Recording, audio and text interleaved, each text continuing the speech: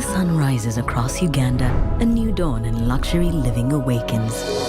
Salana Lifestyle and Residences is Uganda's newest, most prestigious and award-winning lifestyle destination, an address for those who dream differently.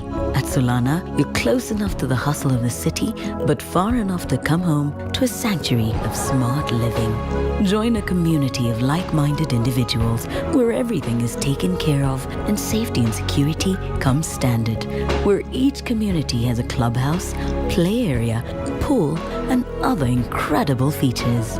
Let an oasis of calm greet you at the end of each day with manicured gardens, pathways, parks, bicycle tracks, and so much more.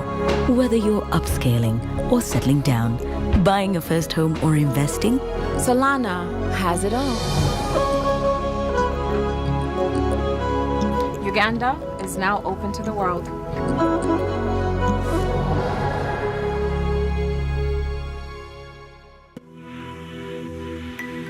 Imagine waking up to a dream where luxury meets tranquility. Welcome to Salana Lifestyle and Residences, a sanctuary of elegance where every detail is curated for your comfort. From impeccable security to serene garden pathways, Salana offers more than a home. It's a lifestyle. Now, your dream is within reach. Salana's exclusive New Year's sale is here. Buy your home today, starting from just $139,000 US. Salana Lifestyle and Residences, now ready for occupancy. Live, work, play, and shop the Salana way.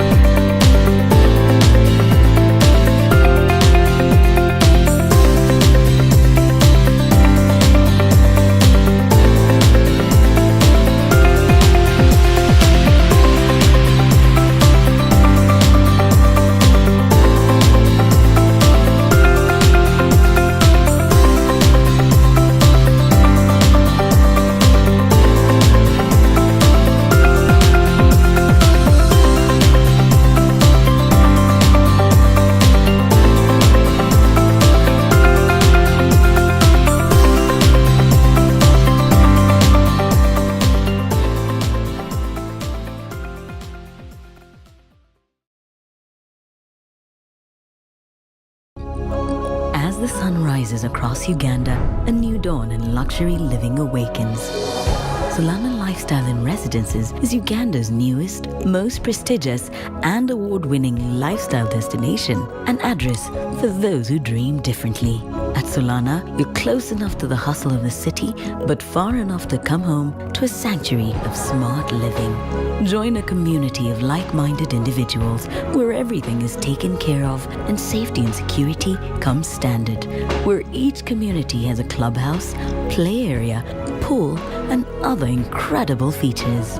Let an oasis of calm greet you at the end of each day with manicured gardens, pathways, parks, bicycle tracks, and so much more.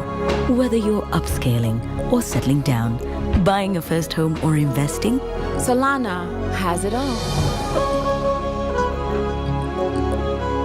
Uganda is now open to the world.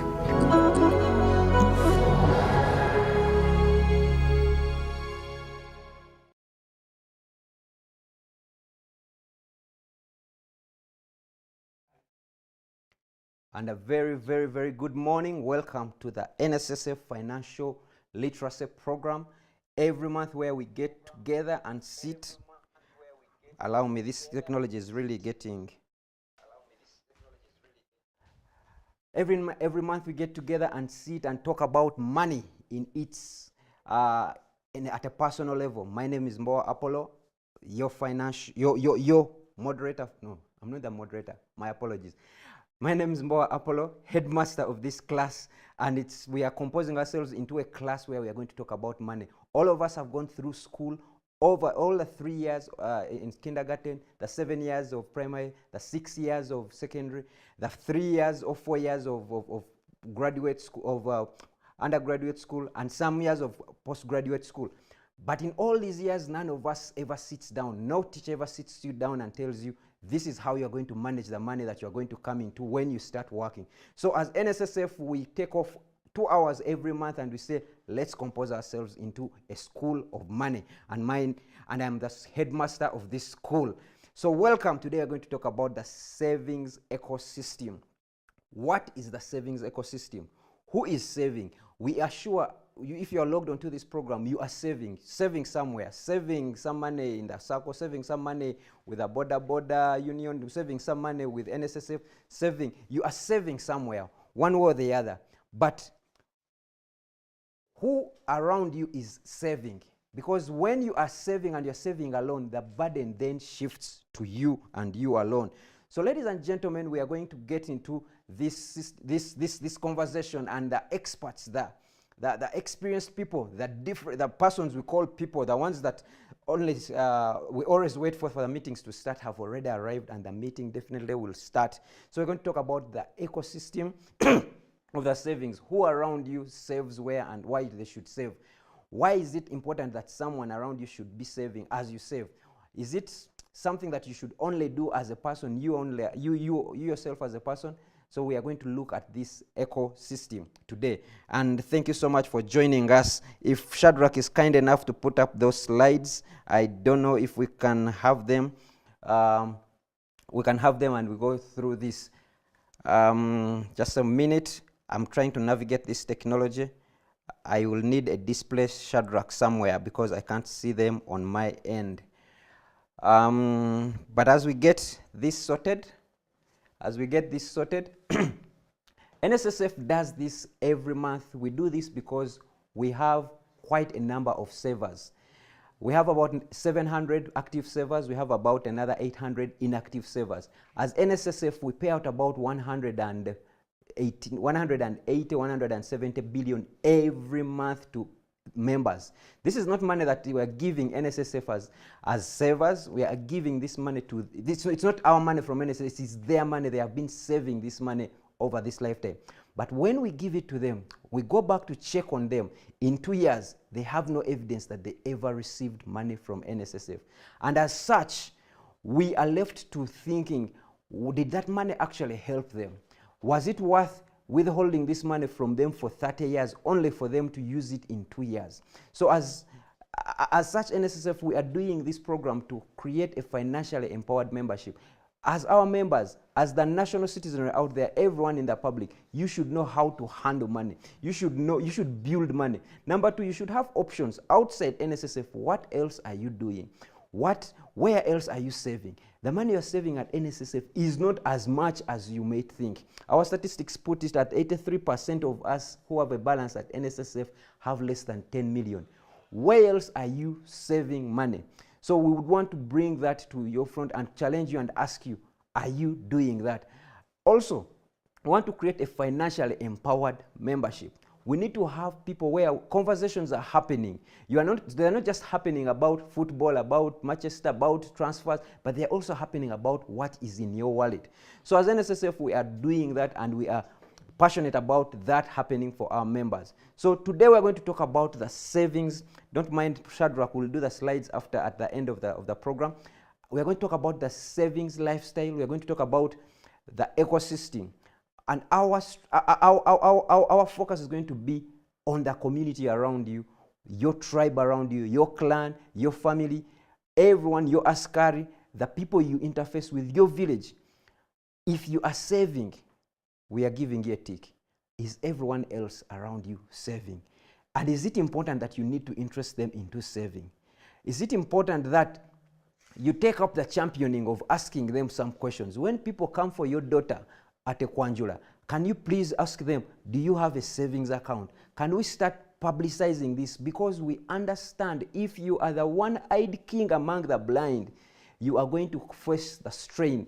When your neighbors Your neighbor has problems, they will come to you because you're the one saving. How good would it be if you enabled them to save, so that when these problems come, you can actually share?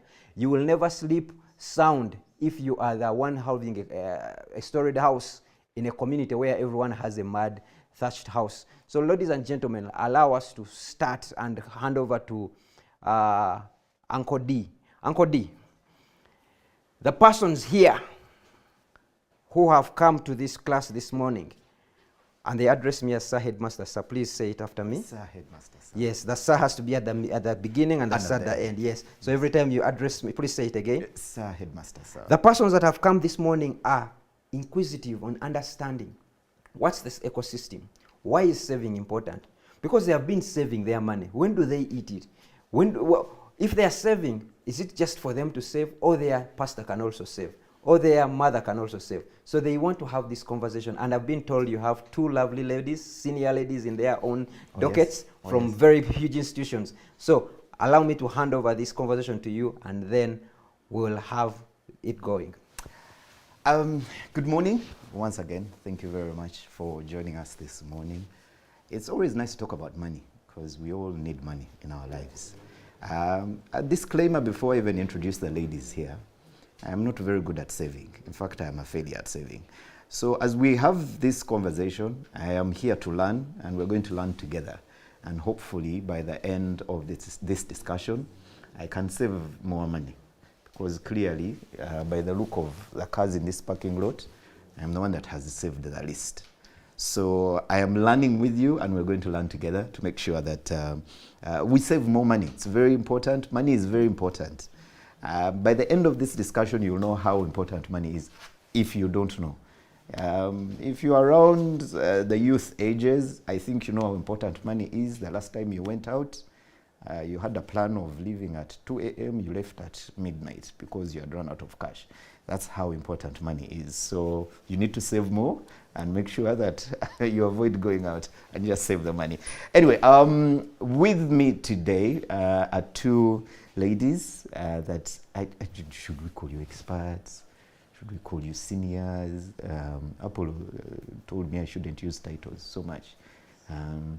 These ladies here are very good at saving money, and they're going to help us so that we can learn to save money together. Please allow me, this lady has insisted that I don't use too many names. Daisy. Daisy, good morning. Daisy joins us today from Ubra, and she's here to help us learn more about saving money. If you need her full title, I'm going to give that to you in a bit. Daisy, please say good morning. Good morning. The other lady here comes from where we all think our money is.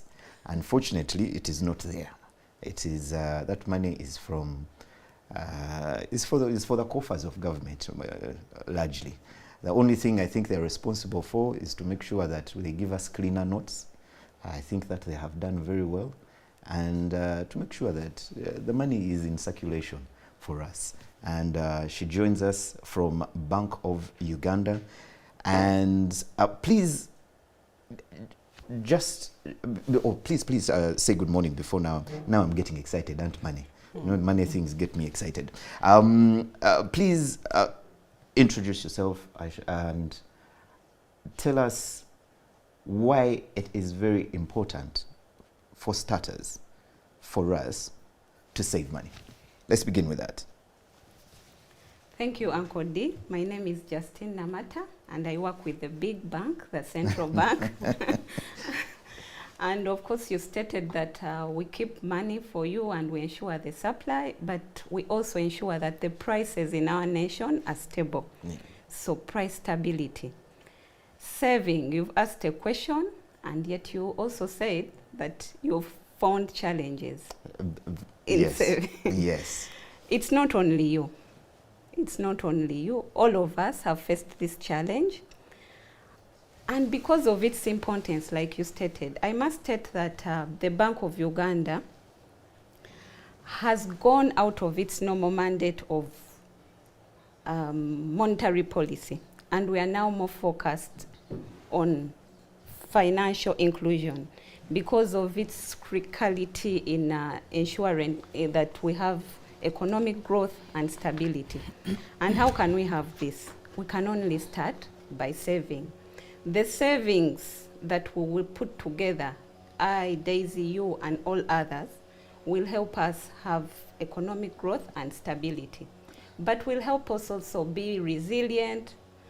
We know that many people, even those who are employed and are getting lots of money, research has shown that most of us can only survive for about a week after we've lost our jobs, living the normal lifestyle.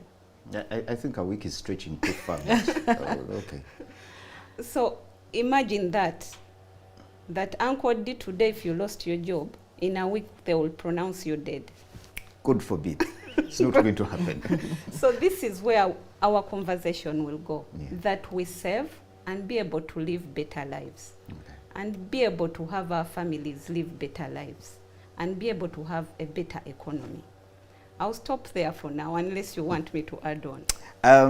If you're just joining us, the lady there that has literally begun this spiral that is going on in my head is Namasa Justin. She happens to be the manager, Financial Literacy Bank of Uganda. Like I said earlier, we think they have our money, but we'll get into that conversation later. Daisy. Daisy is the Chief Manager, Supervisor and Market Conduct of UBRA.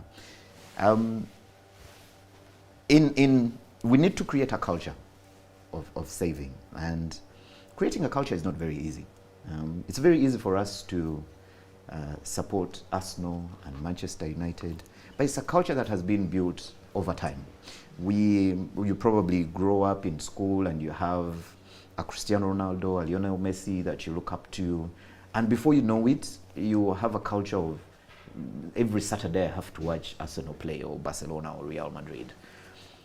How do you create a culture within yourself, for starters, that you save? Interestingly, I learned something this week. I don't know if you've been to Asia before. When you go to Asia, how they say Happy New Year, in their New Year message, they have a statement they make. And their statement is, I hope you get rich. That is their Happy New Year message. I hope you get rich. How do we create a culture where we are hoping to get rich? Because that's the only way we can get rich, by saving. So how do we create a culture individually before we even spread it out to the family and everyone else to save? Thank you, Uncle D. And let me start from the statement you gave. I hope you get rich. I hope we each get rich. Basically, creating a culture of saving, like you've said, it's created over time, like any other habit. And they say that habits are created over consistency of at least 21 days. So try it. Try having a bit of consistency. It doesn't have to be a huge sum of money. It doesn't have to be out of this world, really. It's just that consistency. We have seen people who have consistently saved 1,000 shillings per day, 5,000 shillings per week. And at the end of the year, they have a lot to show for it. They say, I don't know who says, but they say, it's better to have that consistency than wait for that day when you have that lump sum. Yeah. I'll share with you really an example. I have friends, and I'm speaking to that friend who I've been talking to, who has this aspiration to build a house by the lake shore, have a beautiful house. When they get out of their bedroom, they're right there at the lake shore. They have their seats pitched there, enjoying the sunset, sunrise. And the question is, that house costs money. Do you have 300 million shillings now? And they say, what? I've never even had 10 million shillings at once. You understand? So how do you expect to get to 300 million? It means you have to consistently put money aside. And that's what saving is. The culture of saving requires discipline and consistency. It cannot be easy. And I think when Apollo was speaking, you could see we have people, many of us, and we've all fall victim, NSSF has mandatorily pressed us to put money aside. But when I get that money, because I've not nurtured that culture of saving, or when I get that money, I can tell you what people do. Yeah. Uncle D will get another wife. Yes. Wanted to Then have 3 I'll in a while. remember that I have always wanted to drive a Lamborghini, and then you don't even think about the Kampala roads, but you decide this one, I'll go to the factory, I'll make sure I bring it in. And before you know it, when they check on you in a year or so, and you're wondering, what am I doing? I have my Lamborghini parked in the parking, it has no fuel, maybe there's no mechanic in Kampala to support me, and I'm out and dry. So it's because we didn't have that culture of saving, and it's basically principally generated over consistency and discipline. That's what gets you into a culture of good saving. Yeah. You highlighted something very important, because I have a very profound memory of the first time I heard of anyone getting money from NSSF. On our village, my grandmother was the highlight of the village, because my father decided that he didn't want his child to go into a dark neighborhood. On my village, we are the first person to have light, and it was solar light. Congratulations. There is Congratulations. Oh, Muzuku. Yeah, yes. Fortunately, a gentleman that was working with a certain organization retired and got his money from NSSF. Mama, for the first time we saw electricity on the village. That was his first priority. Brought electricity all the way from the main road to his house. And now, of course, I lost the privilege of being the only one that sleeps under, light. But when you save that money, we have to move from saving the money to actually getting the money and avoiding making those bad financial decisions, which is very key. So now that for starters, you have learned how to create this culture of saving, and now you're saving this money.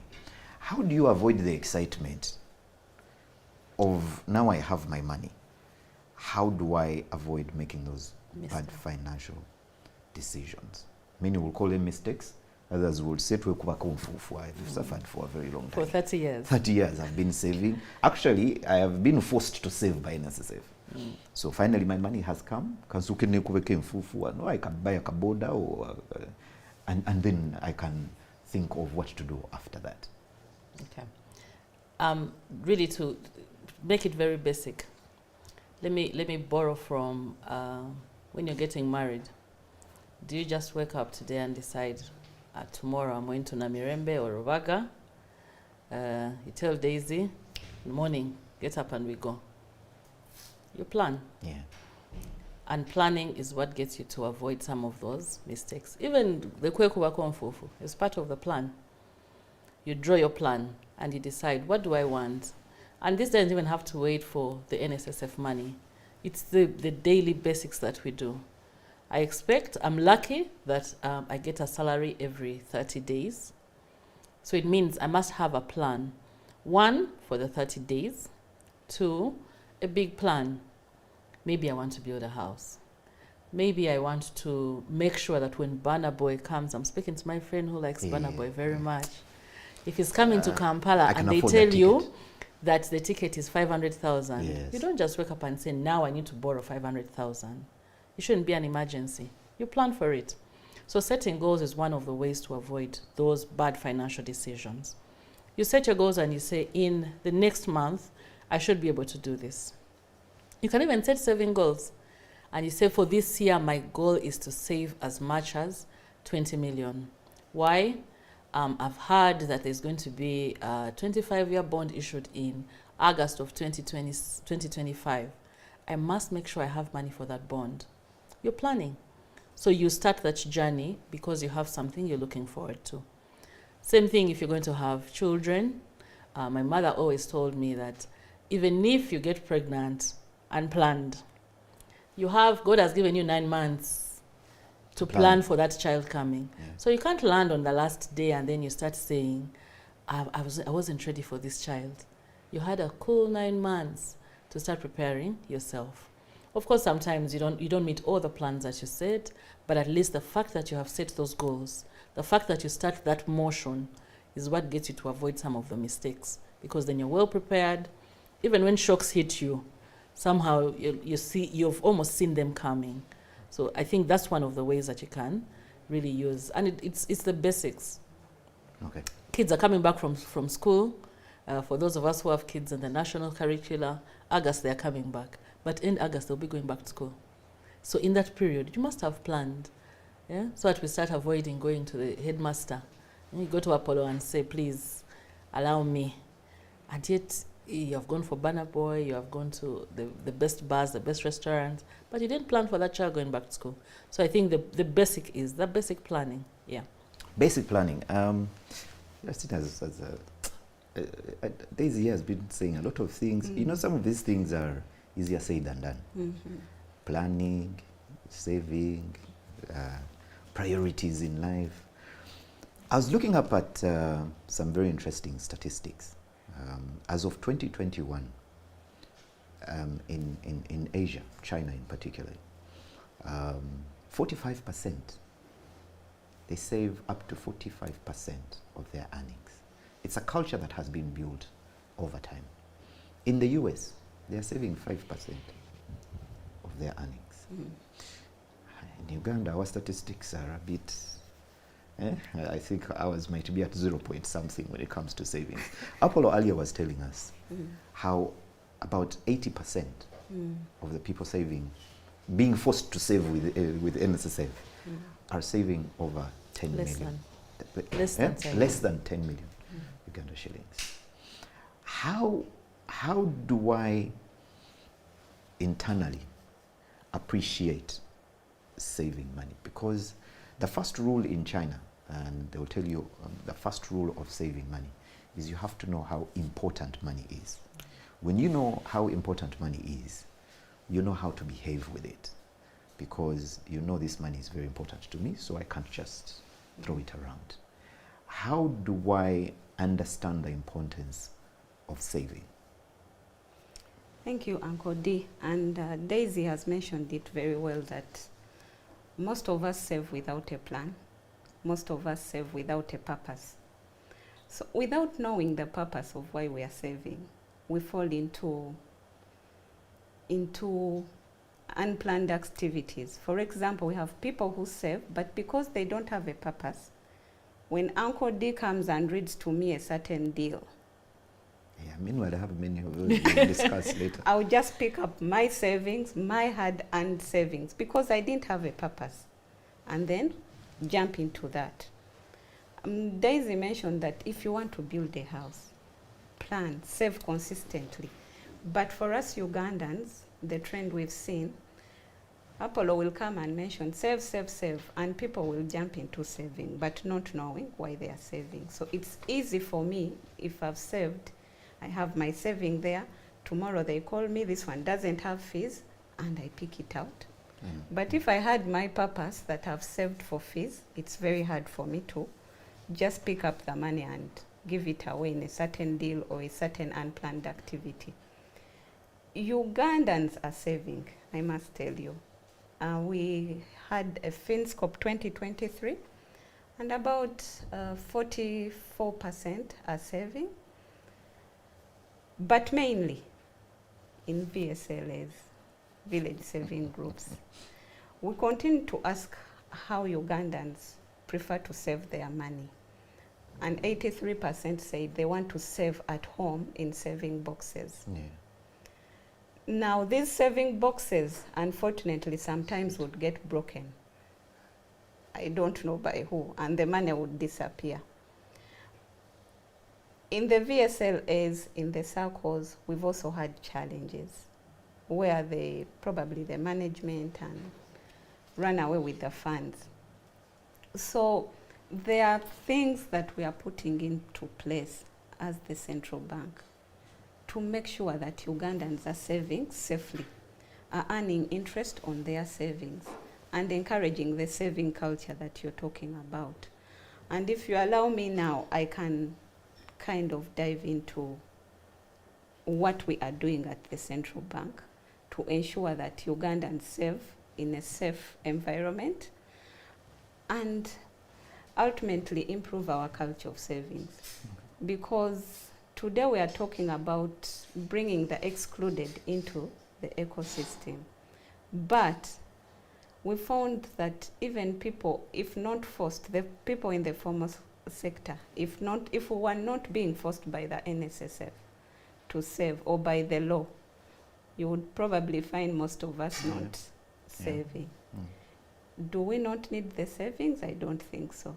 That's why I think we are stuck in this cycle of, do we call it black taxation? Where you will, black tax. In fact, Uncle D, the statistics showed that only 1% of us Ugandans are saving for our old age. So you will see that, I don't know if you're taking care of your parents. I don't know if Daisy is, but I do very little. So if I'm doing very little to take care of my parent right now, I don't know if my child will be able to do anything for me. So if we do not save for our retirement, that should be one of our purposes to save.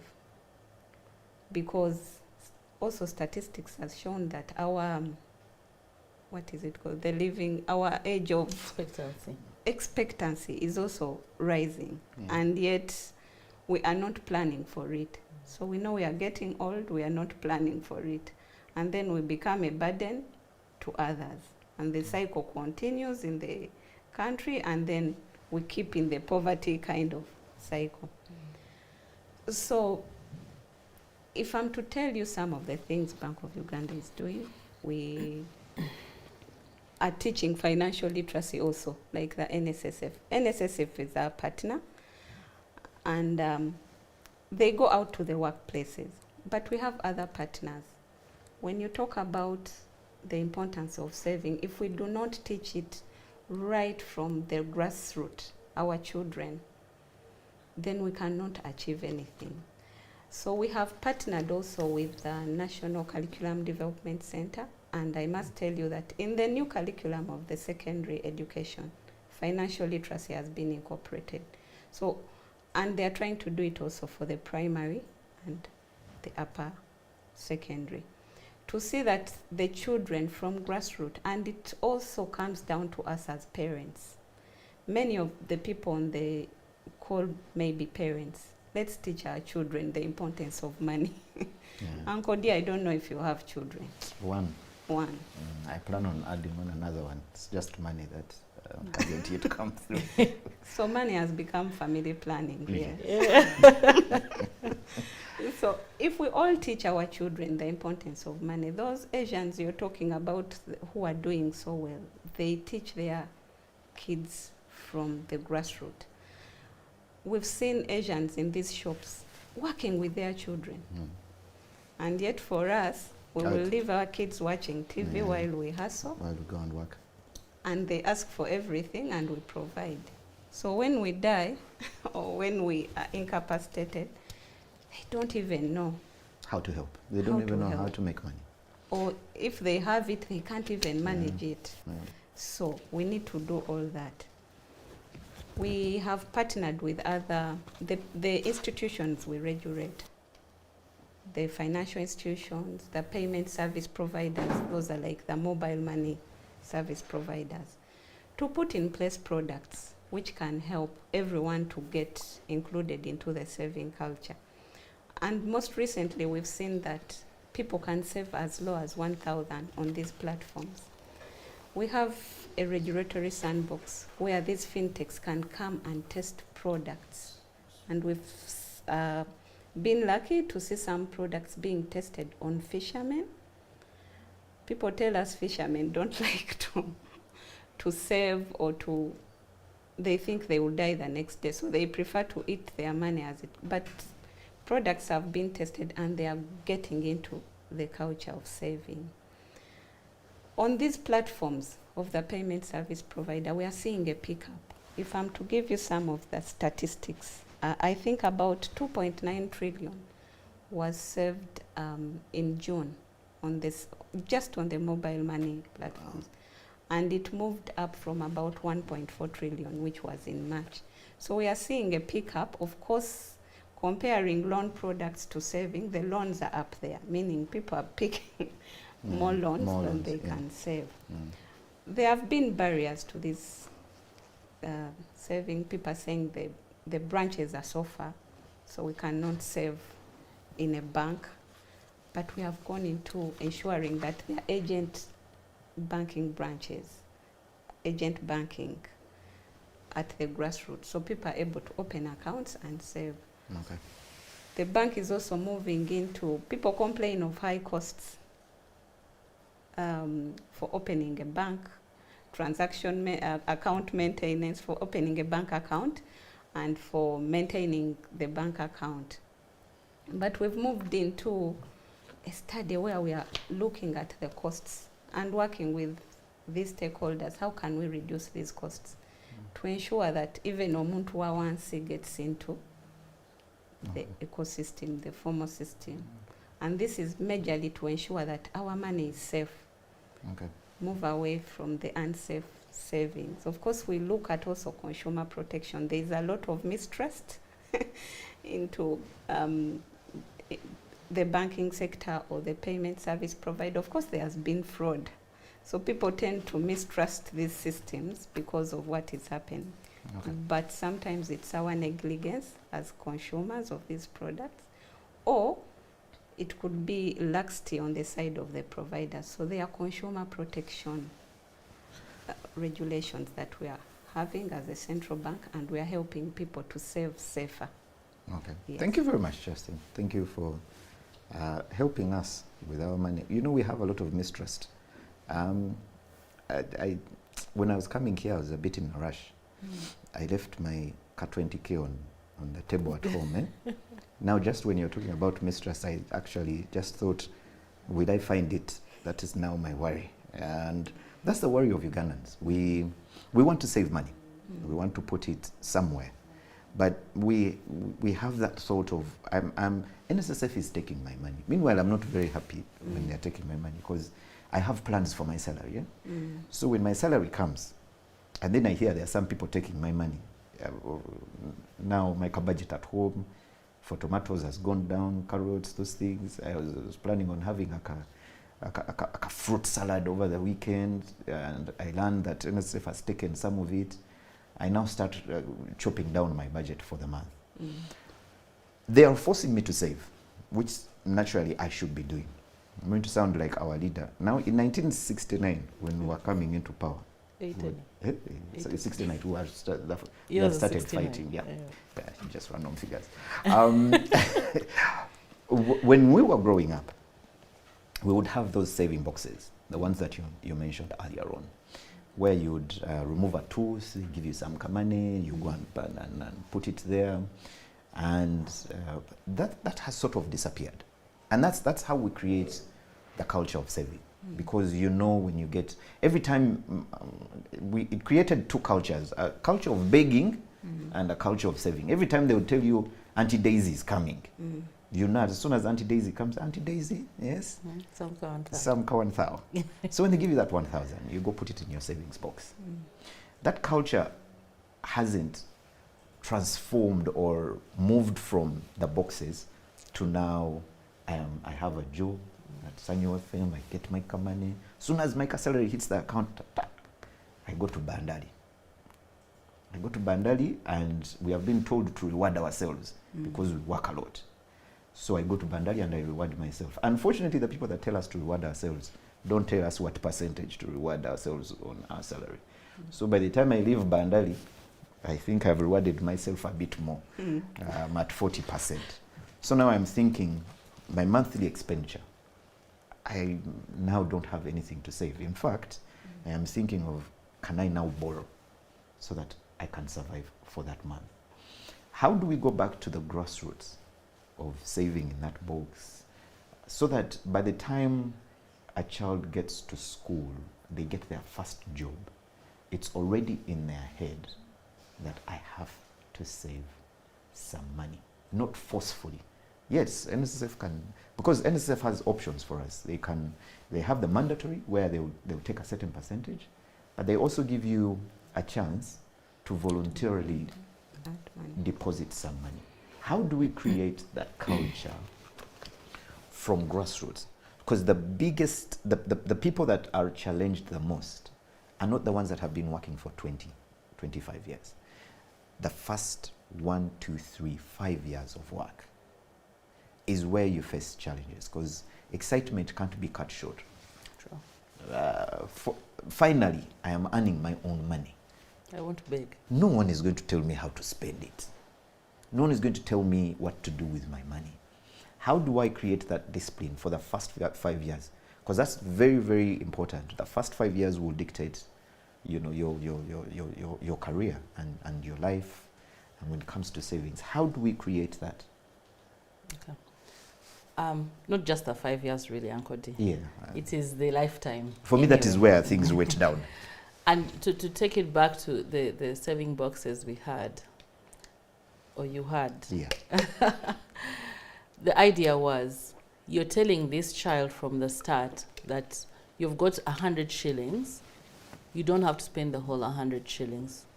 And usually your parent or the person who's giving you the money would even ask you, how much are you putting in the box? And how much are you going to take to the shop for your mandazi? I don't think we Your had the sweet. luxury of, we didn't have No that luxury sweets? of sweets Gorilla. then. Not even gorilla, but Gorilla you is had for like yesterday. mandazi, or, you know, there was something at a Pancakes. shop, pancakes actually. Yes. So they will tell you, if pancakes are 50 shillings, you take 50, put the 50 here, and also what you do in it. Yes. So in there, already the culture, you are creating it by one, practicing it, but also spreading it out to your child. What are we doing now? My child comes and says, Mommy, I want. I want. And then you say, go and bring my bag quickly. Okay, here, you go away, bye-bye. You say no, she throws a tantrum. And then you say, please don't cry. Okay, well, let me give you, okay. You know, and you're not transferring that culture to the children. So I think it's the way also us as parents we're acting. Are we actually practicing the things that we learned? Are we transferring them? We may not really be putting in a box, because essentially we're not encouraging that you simply get money and put it aside and leave it there. Money must grow. Headmaster always tells us, you get money, you must invest it and it grows, ultimately you'll get to eat it.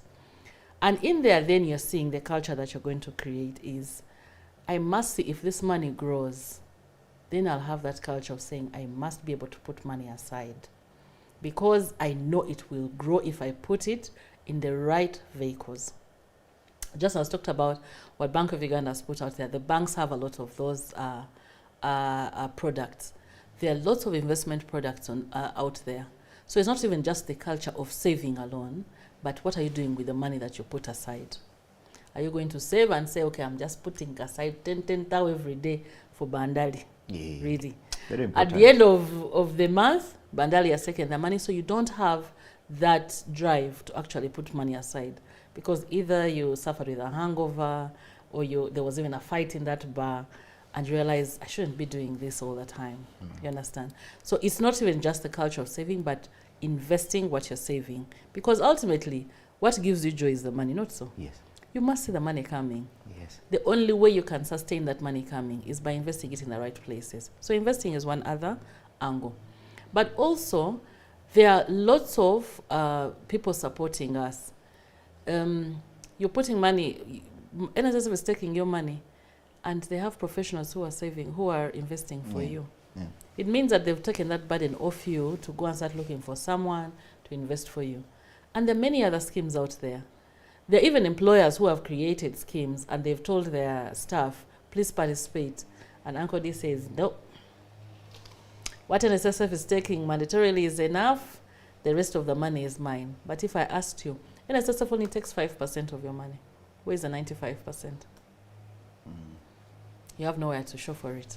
Not so. So I think the culture only comes from how we practice our relationship with money.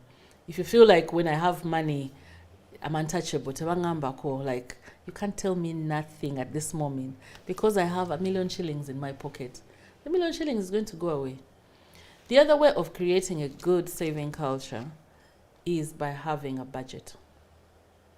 Budgets really, really help. You will have a budget for your wedding. Yeah. In the second last meeting, you realize that you've not raised the 15 million. I don't know if weddings are still that cheap. Yours was 15 million. Back in the day, even 15 million was that was a lavish Yeah, you wedding. suffered. But these days, the decorator will tell you Yeah, 100 million. before you even do anything else. Yeah. But you have that budget. The second last meeting, you start realizing that I've not raised this money, so it means I must start chopping off some things. That's you having that relationship with your event and saying, I must realize that if I'd planned for 100 crates of beer, I can turn it down to 40 and I'll still have a good wedding. You budget. The other thing to do with money, and where many of us miss, is you need to save before you spend. And that's where the issue of the target comes in. Excitement. Yes. But if I know as a must, when I get my 1 million shillings, 100,000 definitely has to go to some vehicle that I'm putting money in to save and grow my money. It means I only have 900,000 to plan for. So my excitement will stick to the 900,000. Yeah. But if I have not set that limit, then it means the 1 million, then I'll forever be postponing and saying, I'll save. Yeah. There's some money I'm expecting from Uncle D. When it comes, I'll save. I'll save. And it just never comes. So creating that culture requires that you have things in place that allow you or force you. Beyond NSSF, other things should also force you. Aspirations. There are couples who are even lucky that they budget together. So at the end of the month, they sit down and realize, Justine, we need to have 500,000. From what we have, there's a likelihood we won't be able to go to Diani next month. Because if we take the 500,000 now, I can't be able to finance, that trip. So you do that together, but also involving our children. The only way our children learn, and speaking as a mother to many children, 2 biological ones. Yes. What you do is what they do. Exactly. I'm a very organized person, and I've realized that one of my daughters keeps checking to see, and she'll ask you, Mommy, how did you learn to do that? And you say, I did it over a period of time. Then you see the whole week she'll tell you, I'm going to do this every day for a whole week. Before you know it, she has picked up the practice. So what are we showing our children also? What are we showing ourselves?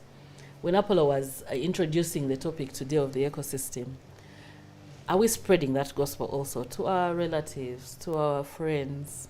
Are we supporting them? Or are we supporting them to dive deeper into debt, and failing to manage their money? I'll share an experience. I have a friend who recently, we were talking about money. We usually discuss half year. You go and check and see, have we hit the target? Have we not hit the target? What did we do wrong? And she told me, I tried something that you did last year. Last year, I purposed to monitor how I spend. I have a notebook. Even if I gave Uncle D 1,000 shillings, Yeah, write it down. I would go and say 1,000 shillings. At the end of the month, I would check and see, what did I do this month? And in there, I realized that there are some months, I don't know that it's excitement. My birthday month is, I think I bought like 4 pairs of shoes. Yes. And then I checked and I was wondering, did I need them? There are 3 pairs of black shoes. I mean, they're all black. Did I need all 3 pairs, really? I bought one. I could have bought one. How are you checking yourself? So this friend of mine tells me, I checked myself in June, and I realized that for the remaining half year, I need to work hard because between May and June, I overindulged. So what culture are you creating, really? Are you tracking your money, or are you just, spreading it? Even the richest people, even if they give you 100,000, they still track how much they have spent out there. So I think those are ways that we really, and we use them on a daily. You don't have to have a notebook like me. You can use your phone. There are people using apps now, those tracking apps where you put in that I've received 1 million. Let me track how this 1 million is going to be spread. 200,000 on the home shopping, 100,000 Bandali, 100,000 there's somebody's wedding, then 100,000 I'm putting to saving, things like that, and tracking it anyway. And lastly, really on this issue is seeking to know. Many of us, especially us who are in the corporate space, I'll even look at the camera here, Us who are in the corporate space, we believe we know it all. Uncle D says, But money is coming every month. Is it Thank going you. to stop coming? it will stop at some point. I will deal with it when we get there. You will deal with it when you get there. Yes. But the reality is, for those of us who are in the corporate space, and the worst part, those of us who are in the financial sector, as regulatory bodies, banks, if you look at the cycle of borrowing, it's people in the corporate space. You're borrowing and borrowing to go to South Borrowing Africa, to pay another loan. borrowing to pay a loan. It could even be maybe it was a good loan, yeah. But you're borrowing to go to South Africa just because they told you which musician is going to be in South Africa, and you go and borrow. You haven't planned. Okay. You don't have to. You can stick with us on YouTube and watch the people who post on Snapchat. Yes. They'll post for us, and you'll be as if you're at the concert. Stick with us. And the most important thing about staying and watching it on Snapchat is you avoid a lot of randomness. On the side, they only post the content that you really want. What you really need. What you really need. If you had a show for, I don't know which show you had recently, go to the Phenon website. They will have clips in there. Yes, the clips are and there. then you the ones know that you want. Exactly. If The- it's your the favorite parts song, that you, yeah. So you don't have to always keep indulging. Yeah. So those are things that you can do, but also pass on. How you act, how you behave, is what people are picking on around you. How you relate with money. What was it, Chivubi? I hope everyone understood. Yeah. Then everyone around you will know that that's the way they do it, including your family, your children. That's how they'll learn. Okay. Yeah. Thank you, Daisy. Meanwhile, I have to thank you very much because when we were doing our budget, you did skip Bandari, which it would have been criminal to do that. So If she stated that saving should be the first, don't forget. is Saving should- first, yeah. then Bandali comes. Then Bandali You'll appropriate of the Bandali 90%. knowing that, okay, instead of 100, I'm only left with the 50,000. Let me stick to the 50 and be in there. At 50,000, am I going to chew gum at Bandali or am I going to have a drink anyway? For beginners, you also stated that savings is very hard Yes. for you. Yes. So we usually advise if a beginner at saving, start with 10%. Don't go for 50. Don't go for 50%, something that is going to overstretch you Yes, and mentally. then when 10, you 20%. get that discipline. Yeah, and talking of that discipline, because in China they have a 1 to 10 rule. Every 10,000 Ghana shillings you make, you have to send the 1%. And for them, it's just first start by saving 1%, and then you can deal with the 9% on expenditures, because life today, for a young man that has just started working, you're earning averagely 1 million shillings, 500, 800. You stay in Chaliwajara or Bulindo, meanwhile that place is far. Sonde. And the house there is 500. You really want to leave home because you're tired of your parents. They limit your going out. You can't have your girlfriend come over to your parents' house. You really want to get a house, but you're earning 800,000. So now when you get your expenditure off, when I get my 1 million shillings, you're asking me to get 10% off. So that 100,000 is gone. Now I have 900,000. My rent is 500,000. That is also gone. Meaning, lucky are those that think of rent before they go to go to Bandali or wherever. So you have that 500 gone. Now you're left with 400,000. You have to sustain yourself all throughout the month. You have to go to work every single day. Transport, you have to feed and all that. Really, if we are to look at that little money that I am earning, I think I'm going to just use the 10% as well so that I can survive now. That would be my thought. But then, something, Justin, you highlighted earlier on, is you worry that if you don't take care of your parents, are your children going to be able to take care of you? And you can only do that if you save money for the future. Many people will tell you, buli mwana ajja n'omukisa gwe. Yeah, so I have a friend of mine, Isaac Nsobuga. The wife is expecting, I think, sometime this month or next month. He has stopped spending in the bar, but only out of fear, because the child is coming. He's not sure that he can afford to spend now and take care of the hospital bill. So what am I driving towards is the day-to-day expenditure and what we are earning. As you that are having that conversation with people like NSSF who are employing us, I don't know if you talk to Paradial Group who employ me at Sanyu FM, are you also telling them to consider that salary? Because it is not enough for me. I want to save. I have been told by Daisy and Justin I have to save. But when I look at what I am earning and what I have to spend, I don't have that 10%. What do I do in that situation?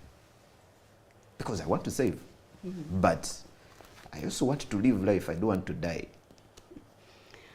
Uncle D, that's a very good question. But we will start with, she talked about a budget. And what does a budget do? Budget shoots up beyond my salary. So it tracks No, our you cut your incomes and expenses. So if I know I earn 1 million, where am I going to Charlie Wajara? Where To do rent a house of? You want me to stay in Masaka? Not Masaka. Usually, Uncle D, if you actually go to Charlie Wajara, you're going to meet the lucky Justin who is earning 2. Yeah, You stay with her. She's driving. yeah. Her kids are going to Green Hill. She has a 50-inch TV, and you will also have to fit into that lifestyle. But we know that if we try to live within our means, so the first thing would be try to live within your means, and we also encourage, let's look for other sources of income. Other sources. You know, when you and I would guarantee you, if you walk up to a youth today and ask them to live within their means, do you know what They'll you're asking slap them me. to do? Starve. That is living within our means now. No, Uncle D, I feel you have put up that mindset like, this is it, I have to live like this. Because you've seen others living that way, your peers and so on. So it's a lot more of peer pressure. You Peer want to pressure, mindset. Yeah. So I don't know what Daisy thinks, but I've seen people who are earning even much more than me, but living like living, yeah. a simpler lifestyle. Apollo. Apollo. Exactly. Apollo is We've a case seen study here. headmaster. So sometimes it's our lifestyle. We want to please others, we want to please our peers, and we go into unexpected expenses or things that we can't really handle. I'll give you an example. There is a gentleman who said, when quarter 10 million, if I get 10 million, I'll buy a car. And God blessed him With 10 got million. the 10 with million. 10 million. He bought that car old vehicle. Now he couldn't afford fuel. The in the mechanical, It's in the garage So- he 24/7. actually developed more pressure. This is not a person who, he would do informal jobs, get money here and there. He doesn't have a predictable income. But he got that 10 million, bought that car. He fulfilled his dream. Yeah. But it caused more pressures on him. Okay. So, Uncle D, that's what I'm saying, that you may earn 1 million, and yet you might find another person earning 500, living more comfortable than you and happy, because they are trying to manage. You know, lifestyle. today we're trying to be desirable as well, because as a young lady, as a young man, when you start work, the two things I think you probably want to be. One is you have suffered a lot. How have you suffered? Suffering, we have suffered. You have not suffered. You want to be desirable. You want to be the one that walks into office in a new shoe. You don't want to be wearing the same pants for a whole week. But that is what you're saying. Living within my means means I have to have 2-3 shirts and juggle with that. But at the same time, I want to look cool. This is the only way I'm going to be able to attract this Daisy here is if I look cool. And that looking cool is one of the problems when it comes to saving. You are not going to save by wanting to look cool. So how do I save at the same time live within my means, at the same time be cool, because you're not going to stop me from being cool. Why am I suffering working if I can't look cool? How do I balance? Let me look cool, let me save, at the same time let me live within my means. How do I balance that? Daisy. Really, you have to be the Ronaldo to balance. That ball can be many other balls, and such is life generally. I've been lucky to be at one of those sessions where headmaster has been training people. And there's this one session he had where we're juggling balls. First you have one ball, and yeah, pass the ball, Justine, Uncle D. The ball moves on. Quickly it has moved. And then you introduce other balls. And one after the other is coming at you. Before you pass on the one to Justine, there's one coming on this side. And such is life. Such is life. Such is money, should you say. There are many things pulling at it. If I asked you today, Uncle D, how much is enough money for you? That's a very disturbing question. Thank you. Yeah. Because money can never be enough. Yeah. Even the richest people are still looking to grow. That's why they still work. Anyway, it can never be enough. You can't be there and you say, I have all the money I ever needed in this world. There's always something. So it's a matter of prioritizing. Okay. I'm earning my 1 million shillings. First and foremost, you should even count yourself lucky that you're earning the 1 million shillings. Yes. There's someone out there who just needs 200,000. Exactly. And they will still survive with their 200,000.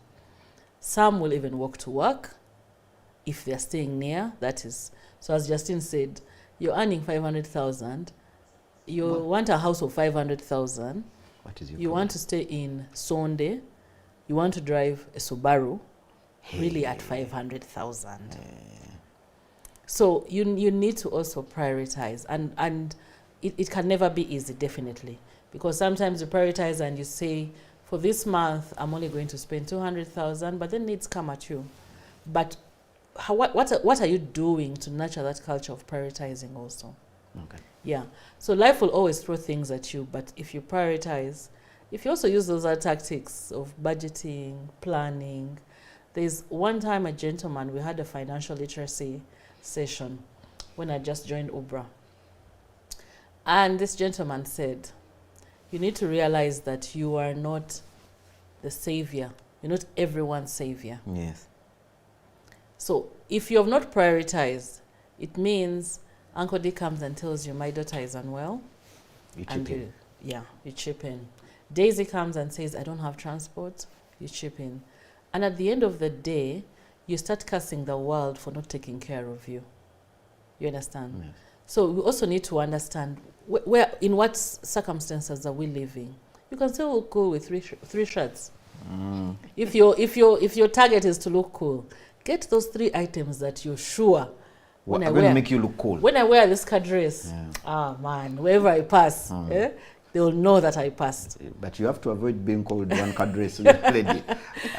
But who cares? You know, that's the issue, especially with our generations and lower. And there's one thing I remember my late dad one time told me. When you worry about what people will be saying, whether you drink, they'll say something. They will always have something to say. They'll say something. Yeah. If you walk, they'll say something. If you sit, they'll say something. Yeah. So you need to place yourself where you're comfortable. If I'm comfortable walking, let them say it. Okay. I mean, walking won't kill me. Okay. For as long as you're not disrespecting people, for as long as you are not engaging in criminal activity, you walking and then you start robbing people along the way, you know, that's different. So you also need to, you cut your shelter according to the plot that you have. Good. If I have a 50 by 100, I'm not going to build a mansion that requires 2 acres. You understand? I know I may be speaking in the big side, and someone will say, look at this person talking about 2 acres. But the reality is, if I'm earning 500,000, why is my budget 2 million shillings? I've not yet reached there, but I can work towards it. So it means if I start planning and setting those goals, I'll work towards it anyway. But for now, I have 500,000. I have 100,000. What can I do with that 100,000? Let me share a story of somebody, and this person inspires me a lot. I met this lady during my work, in Ubra. She started off as, when I met her, she was the ladies that clean our offices. Before you know it, she got into a more permanent job. She has 2 children. She has educated them. She has built her, house. It may not be the Salana house, but the house that makes sure that she has shelter for her and her children. She gets to work every day. By 6:30, she's at office. Yeah? There's a day I sent someone to pick keys from office, and the person arrived at office at 6:30, and she was right there at the entrance with the keys. She gets to office by 6:30. She has educated herself. This is a person I met who had not yet completed secondary school. She has gone through secondary school and is in university now. But how much does she earn? But when you also have these engagements, because sometimes you want to buy some cake for your colleagues, she'll pitch in. Yeah, she will. Okay. And without struggling, because either she'll set a plan, she knows that I'm looking at this 500,000, 200,000, 1 million. That's what I'm looking at. That's what I'm working with. And I must make sure that somehow I fit in there. Okay. Maybe you could say she has a side hustle, you never know. But that's what we need to do anyway.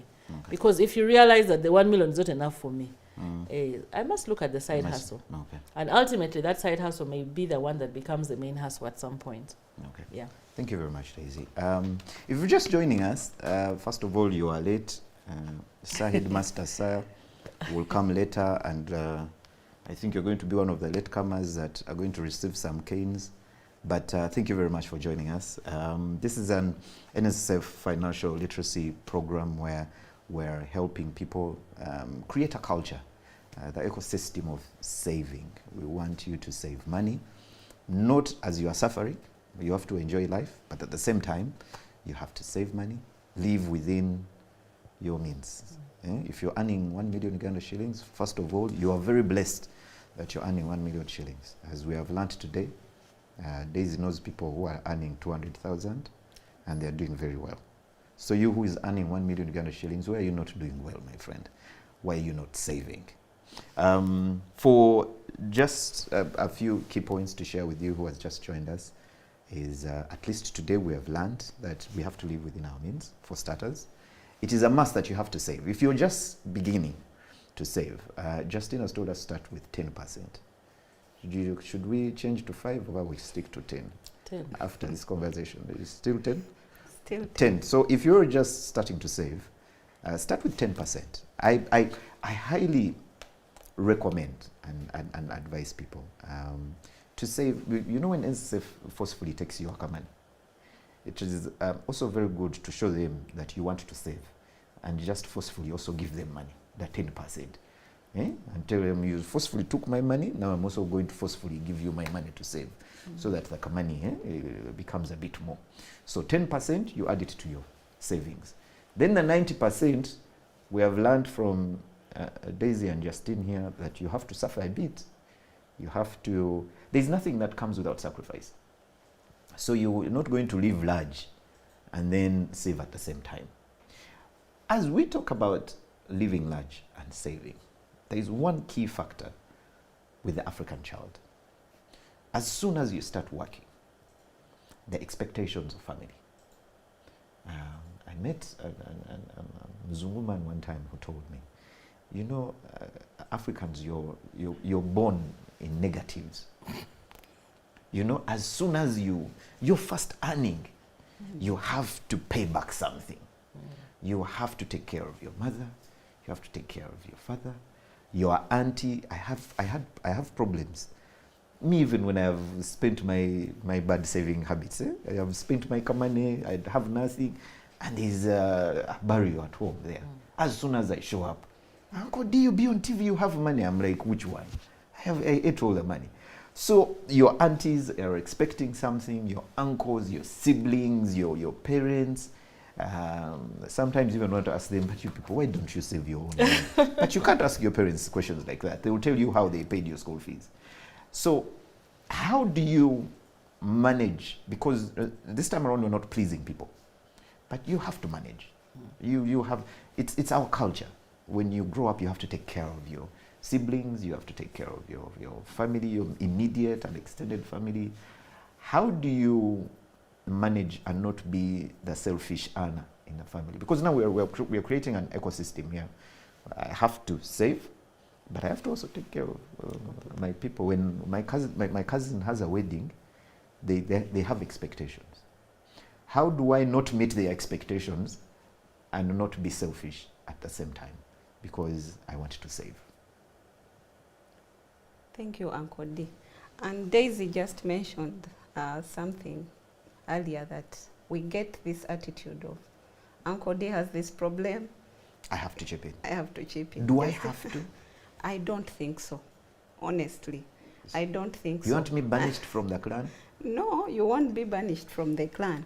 But when she mentioned that, I was a culprit. Okay. First of all, I must mention that these financial literacy trainings that Headmaster is conducting are very important. I was having that issue and another issue of impulse buying. I used to be those people, if I'm walking past a nice dress, I'll chip in. If I don't have enough money, I deposit. You'll deposit? By the time my salary comes, I'm paying for things which have even run out of fashion sometimes. Yeah. The culture of giving, it's good to give, even the Bible says, but you must give responsibly and wisely. So, Uncle D, I must say that everyone who comes to you, you don't have to. Okay. When I used to have that challenge, it stopped only after taking a financial literacy course. Makio, I had a BBA degree and an MBA, but my financial making decisions were very poor. I was very poor at financial management. But after taking on a financial literacy course, that changed. So when Uncle D comes to me and they need this money, I evaluate. There are things you have to be wise and like, Uncle D is saying maybe his child is sick, but you actually know he's going to Bandali. Yeah. And by the way, when I stopped giving that much, no one died. No one stopped going to school. People who are looking for fees, they managed to pay their fees, yet I was struggling. Yeah. But I only realized that at one point I got an issue and I couldn't even get the help that I had been giving. So sometimes it's within us. Some people are so giving, but we need to do it very wisely. Okay. I've found someone, he's an RDC in the West, I won't mention. You know how politicians are called, burial, wedding. Yes. That guy had a budget of giving. Wow. And he would say, whoever comes, I'll give them a 20K. Yeah. Whether your budget is 100 million, I'm giving you 20K. Yes. And once it runs out, I'm done. Yes. So you could start with having a budget for giving, a plan for giving. You're like, if Justine comes, whether the medical bill is 1 million, I'll give her 20K. So that way your name is not spoiled. I think you have been speaking a lot to one of my uncles who used to work with Bank of Uganda. I felt that... I hope he's doing well. No. He's doing very well because you talked to him a lot. The bank. He has it. You talked to him a lot. Talks bad about us and our financial management. He's one of those family members that you would be thinking, this person has money. But that man, every time you came with your problems, you left feeling like he had more problems than you. And he would make sure that he highlights how this month he had a budget of 1 million and he's left with 100K. So in other words, you are sharing now the 100K. So you kind of go with your problems and then leave saying, even the rich are suffering. Let me first handle myself. There's a border man that has been my border guy for a very long time. What surprises me about him is this man bought a plot of land before I did. This man built a house. He had one car border. Next thing I know, he's bringing his brother. They have 2 borders. Next thing I know, he's saying he's tired of the dust. He's moving into a car. I started doubting my saving. I even, at some point, you question the people that are paying you. Is this money really enough? When this man tells you the money that he's earning, this is money that you spend in one night. But he, through that little earning, he's able to save and improve his life. While me, who is marauding around with IDs in my chest, I'm not able to save that much. Should I be forced by situations to save? Should I be forced in the NSSF way of mandatory savings? Which is the best way of saving this money, so that if we have failed to create the culture within us to save the money, can we create the mindset within us that it is okay, I have to make sure NSSF takes my money every month, just like now we have come to terms with pay as you earn. We know that one is going to be chopped off. Should we now create a mindset within us that now we are asking every employer to make sure, if you're employing me, please make sure my money is cut off and is taken to NSSF. Is that a culture that we should now start creating within us if we can't save peacefully? I like that you're asking that, Uncle D. And I keep sharing this example. And that's why I said us corporates were also really, really bad. One time, we sat in our boardroom, one of those staff meetings, and one of the questions that came was, when is the last time you checked your NSSF contribution? There's an app, there's a website. If you really must, you can even go to one branch and tell them, please get my statement. I don't know if they still send those emails with a statement, but whichever mode you want, you're able to check. And for some reason, we just never check. Wow. Until when you are exiting or when you are retiring, because you want a lot or you need a lot of money, then you go and check and realize, oh, I worked in Sanyu at Sanyu FM. I worked at Ubra. And there are these 2 months that they didn't remit my contribution. How about creating a culture of checking? The same way you check your bank balance, check and confirm that your employer has actually remitted your contribution. Yes. That's one way of following up. The other way, outside the mandatory, is automating your saving. People have standing orders. Are you still headmaster, sir. In one of those trainings. Yes. He said for him, I don't want to see the money that I am sure I am not supposed to use. Yes.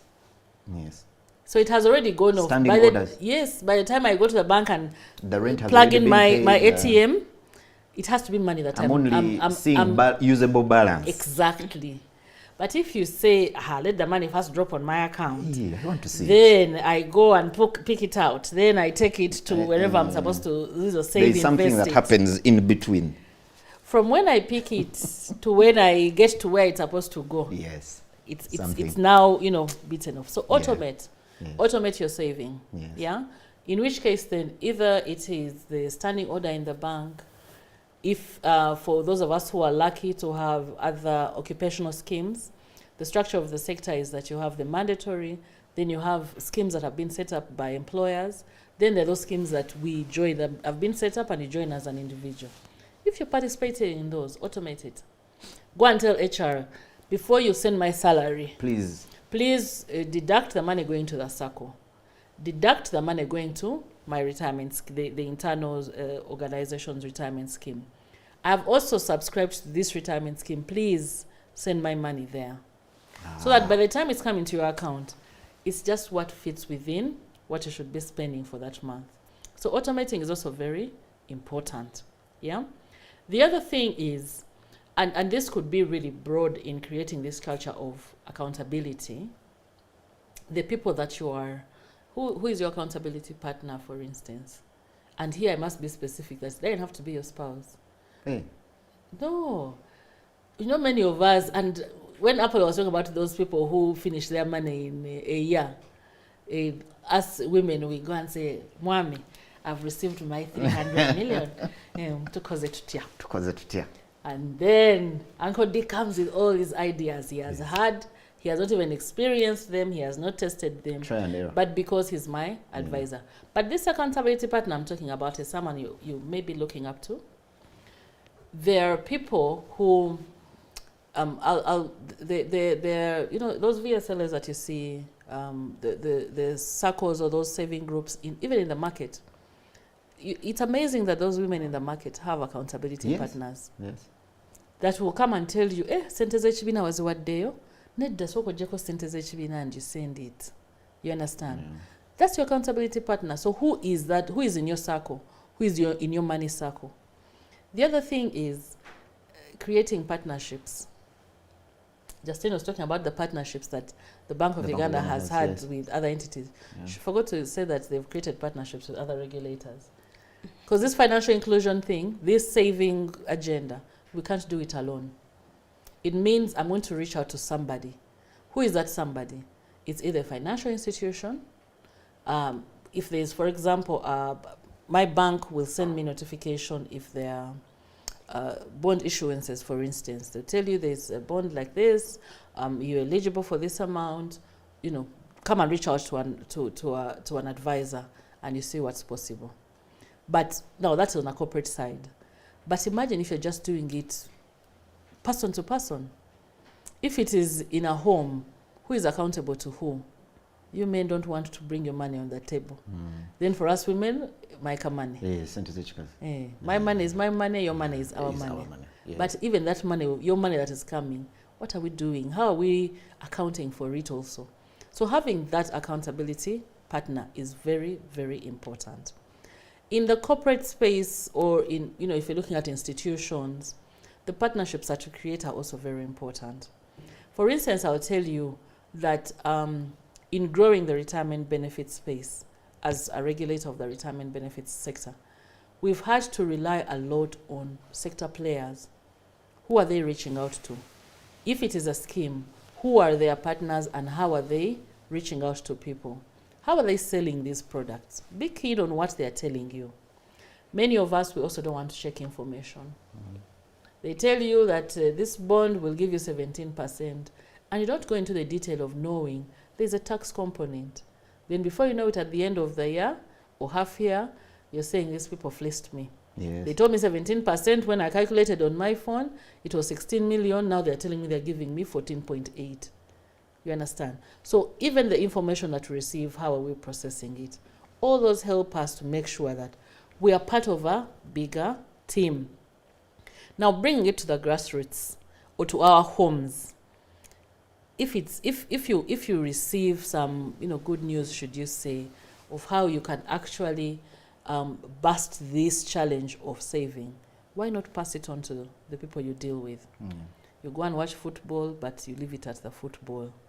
And then tomorrow I come to watch football with you and I'm telling you, Uncle D, so congratulate our beer. And yet if you passed on your success, your information, in that platform, you have an avenue, an opportunity at all those platforms. We are watching football and we can talk about which investment is working while we're watching football.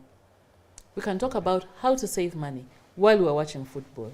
Okay. That lady that I was talking about has never come to sit and tell her story. I should just tell you that I was waiting for the month of June for me to be able to pay my university tuition. Then you know that she had a plan somewhere. So you're learning from the information that people are sharing. Okay. So all that helps us to grow.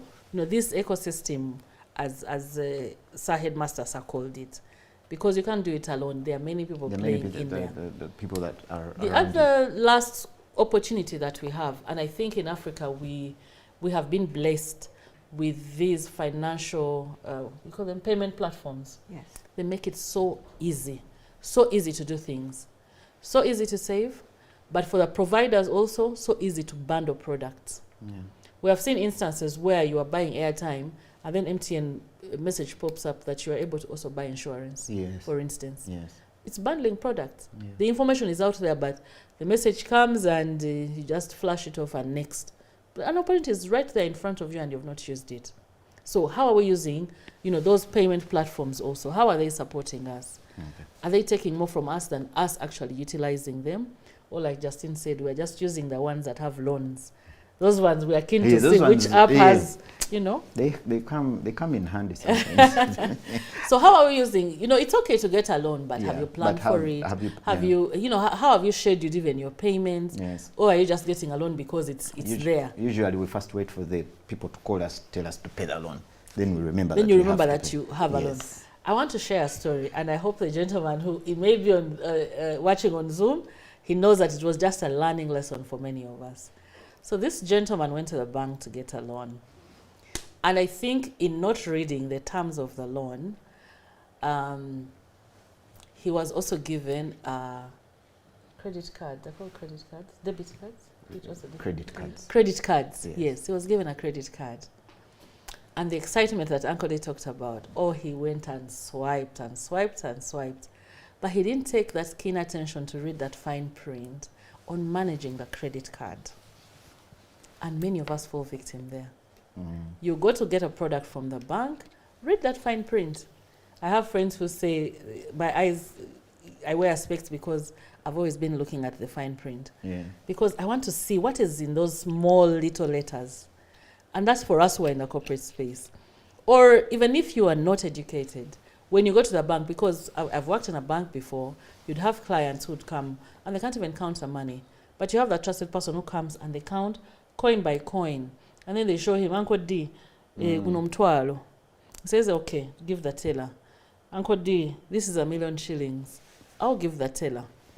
Then, because he may not understand the counting, he may be really illiterate, then he'll tell you, teller mtipinge omutwalo. So you show him, this is omutwalo. Yes. You understand? Yes. Now, that's as far as it should go when you are dealing with money. Understand how it's working, how it's coming in, how it's going out. This gentleman I talked about did not know that money was going out because he signed up for a credit card that he didn't manage well. Okay. So he later goes to the bank and is quarreling with the bank about how they are taking his money. He's expecting 1,000,000 shillings salary. He realizes that he only has 900,000. Yeah. And the bank says, no, you have a credit card that you're paying for. And he says, what's a credit How? card? How do I have a credit card? He forgot that he went and swiped that card, across different, he enjoyed. Enjoyment. Bandari. Enjoyment. So also, understanding, what is in that fine print. Okay. The fine print doesn't really have to be on paper. It can be in the product you're buying. Okay. It can be in the person who is bringing you that product. Are they really genuine? Are they giving you the right information? You also have regulators that you can check with. Okay. Yeah. Thank you very much, Daisy. For all my friends watching, I've just upgraded my list. I've removed some of you because I now need the right people around me to make sure. I have very bad friends. They're good at some, for some instances, they're now you very see this good. week, now from today, this weekend to mid next week, very, very good friends because they know salary is coming. So those ones now, I've just updated, some of you are out. But it's very good to have, like you were saying, it doesn't necessarily have to be your spouse. You just need to have good friends and people that are good with money. Yes. Very, very important to have people that are good with money. Talking about being good with money, Justine, we talk a lot about saving and investing, but some of these things are not practical, especially for me and my friends that are living hand to mouth. What I earn is what Goes to your mouth. is what goes to my mouth. What are some practical tips that you can share with me? Well, first, you have to think about two things. One, hand to mouth. Then two, bad saving habits. Usually us who are, hand to mouth, we have terrible saving habits. Terrible. As soon as you get that money, the first thing you think of is upgrading from chikomando to now rice and liver. Because now you also, but now you can't stop me from once at least enjoying the rice and liver. But at the same time, I want to save. Some practical tips for me, my boda men. As soon as you wake up in the morning and you have 10,000. That 10,000 you put fuel. The first 5,000 you make, you get 2,000 off and have breakfast. And then you top up another 3,000 on the fuel. So that kind of how practical can I save from that sort of earning? Okay. And Uncle D, it's not only that sector of people, also us in the corporate space. You people, the moment they say we've increased your salary, you we also increase. The advantage with people in that kind of space is what Daisy was saying earlier on. You can tell the bank to automate, which I think is a fantastic idea. I need now to go to the bank. The last time I tried it, I set my ATM to only withdraw 200k per week. Unfortunately, I did it on Thursday. Then Friday happened. Saturday morning, I was at the bank. I told him, remove your rubbish. Let me eat my money. So that is really, really fantastic if you can automate when your money comes through. But for the border man, his automation is eating. That money comes, fuel, eat. That's the automation. So he doesn't have that advantage that the other people in the banking sector. Yes. True that, Uncle D. However, like we mentioned, there are many more products. You'll find that border man has a phone. Oh, yes. You'll find that the mama mboga, these are the people who sell green, they have phones. Yes. And they are accessing those loans from the phones. However, those phones have other products, like she mentioned. Yes. Savings and insurance and many more. So the first thing would be for us to encourage them to use those platforms, not only to pick loans, but also to use them to save. And of course, people have been saying, you can't save, I make 5,000, how much can I save? We talked of start with a 10%. Yes. And that would be about 500 shilling. And when you get into that culture of the 5,000 comes, I put a 500. Tomorrow, when you look at, after a few months, when you look at your balance, you get... It will encourage you to... It encourages you. It's for beginners to create that culture so within you. Within you. So before you even know it, those people have upgraded to... Yes. To the more you earn, then the more you would feel like exactly. Because it's already in your system. Exactly. Okay. Like she mentioned about the cleaner.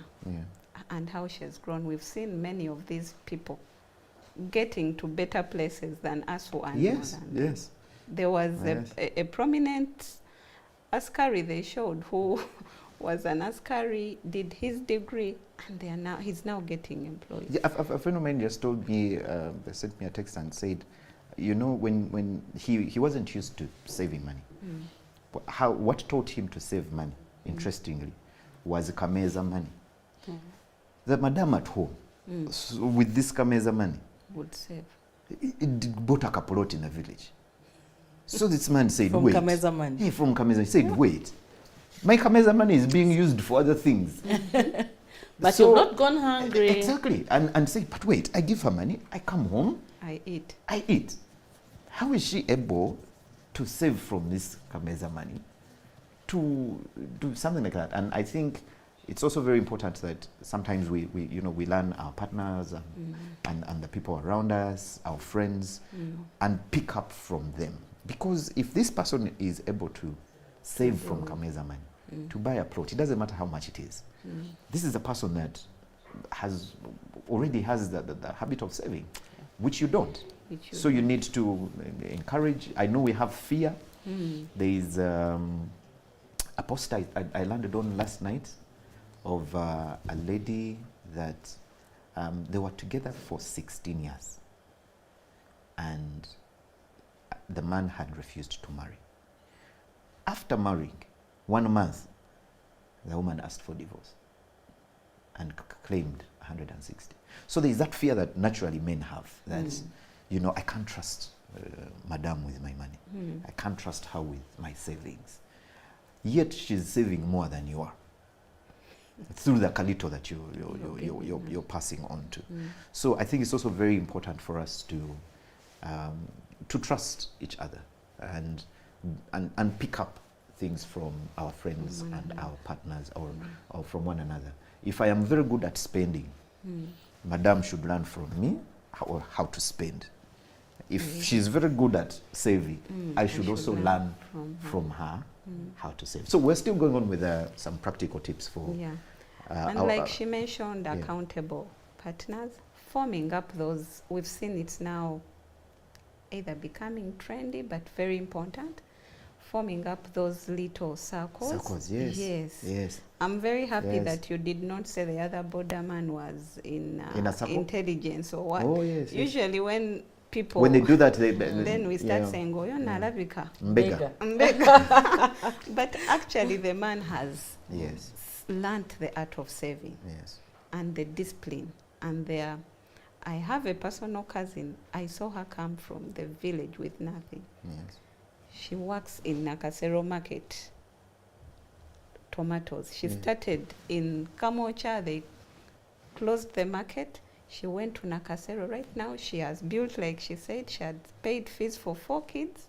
But why? Where are these people? And I think now driving. We need to talk to Apollo here to bring such people. To bring these border men that are building houses there when they are earning very little money. Because, you know, but also, Uncle D, the issue of investing is very important. Yes. There is power in compounding. My 10,000, once invested in a very good place, in a very good investment vehicle, will not be 10,000 in December. Now that you have raised it, Daisy, let's so get you into... could find that it also helps. That culture of saving must also be, you know, somewhere. You don't just save and say, you won't buy the plot by just putting the Kameza money in a box and leaving it there. They're either, you know, participating in those village circles, they're putting in the unit trusts. There are lots of vehicles where people, as long as you make sure you study and understand how it works and that you are protected. Always look for those regulated opportunities. Because then, you know, there is already someone who is keeping watch for your sake. So beyond investing, beyond saving, investing also has to come. Now that you have brought it up, let's get into... Now we've learned a lot about saving. We have learned that the people that earn less than us are saving more than us who are earning more. So we need to pick up their habits, their saving habits. But we're not just going to save the money. I remember a few years back when Uganda Clays was, I think, they had decided to sell off some shares. They're listing, they went into listing. I remember I was on my way to work and my father sent me a text and told me there are opportunities here to invest. I think it was 90, 100,000, something like that. First I thought about my 100,000, what it could do in my life that week. And then I thought of where I'm putting it in clay. It sounded more like I am throwing my money into the soil. But opportunities like that. I think it was last year, MTN was also listing and a few shares. Airtel. I think Airtel as well. Yeah. MTN listed some years back. Some years back. Yeah, it's the most recent. Most of these companies come out and list. Unfortunately, some of that information is not spread out well or as far as it should go. Now let's get our savings, because we have learned that we don't only have to save, but we have to invest. And that is where most of us go wrong. You have saved your money painfully, and then you invest it in a really, really a bad place to invest. And your money ends up just washed away. And then you regret saving, you regret investing. How do I now transform this saving into investing in the right proper channels so that I can benefit from it? Information is key. Yes. Information, information, information.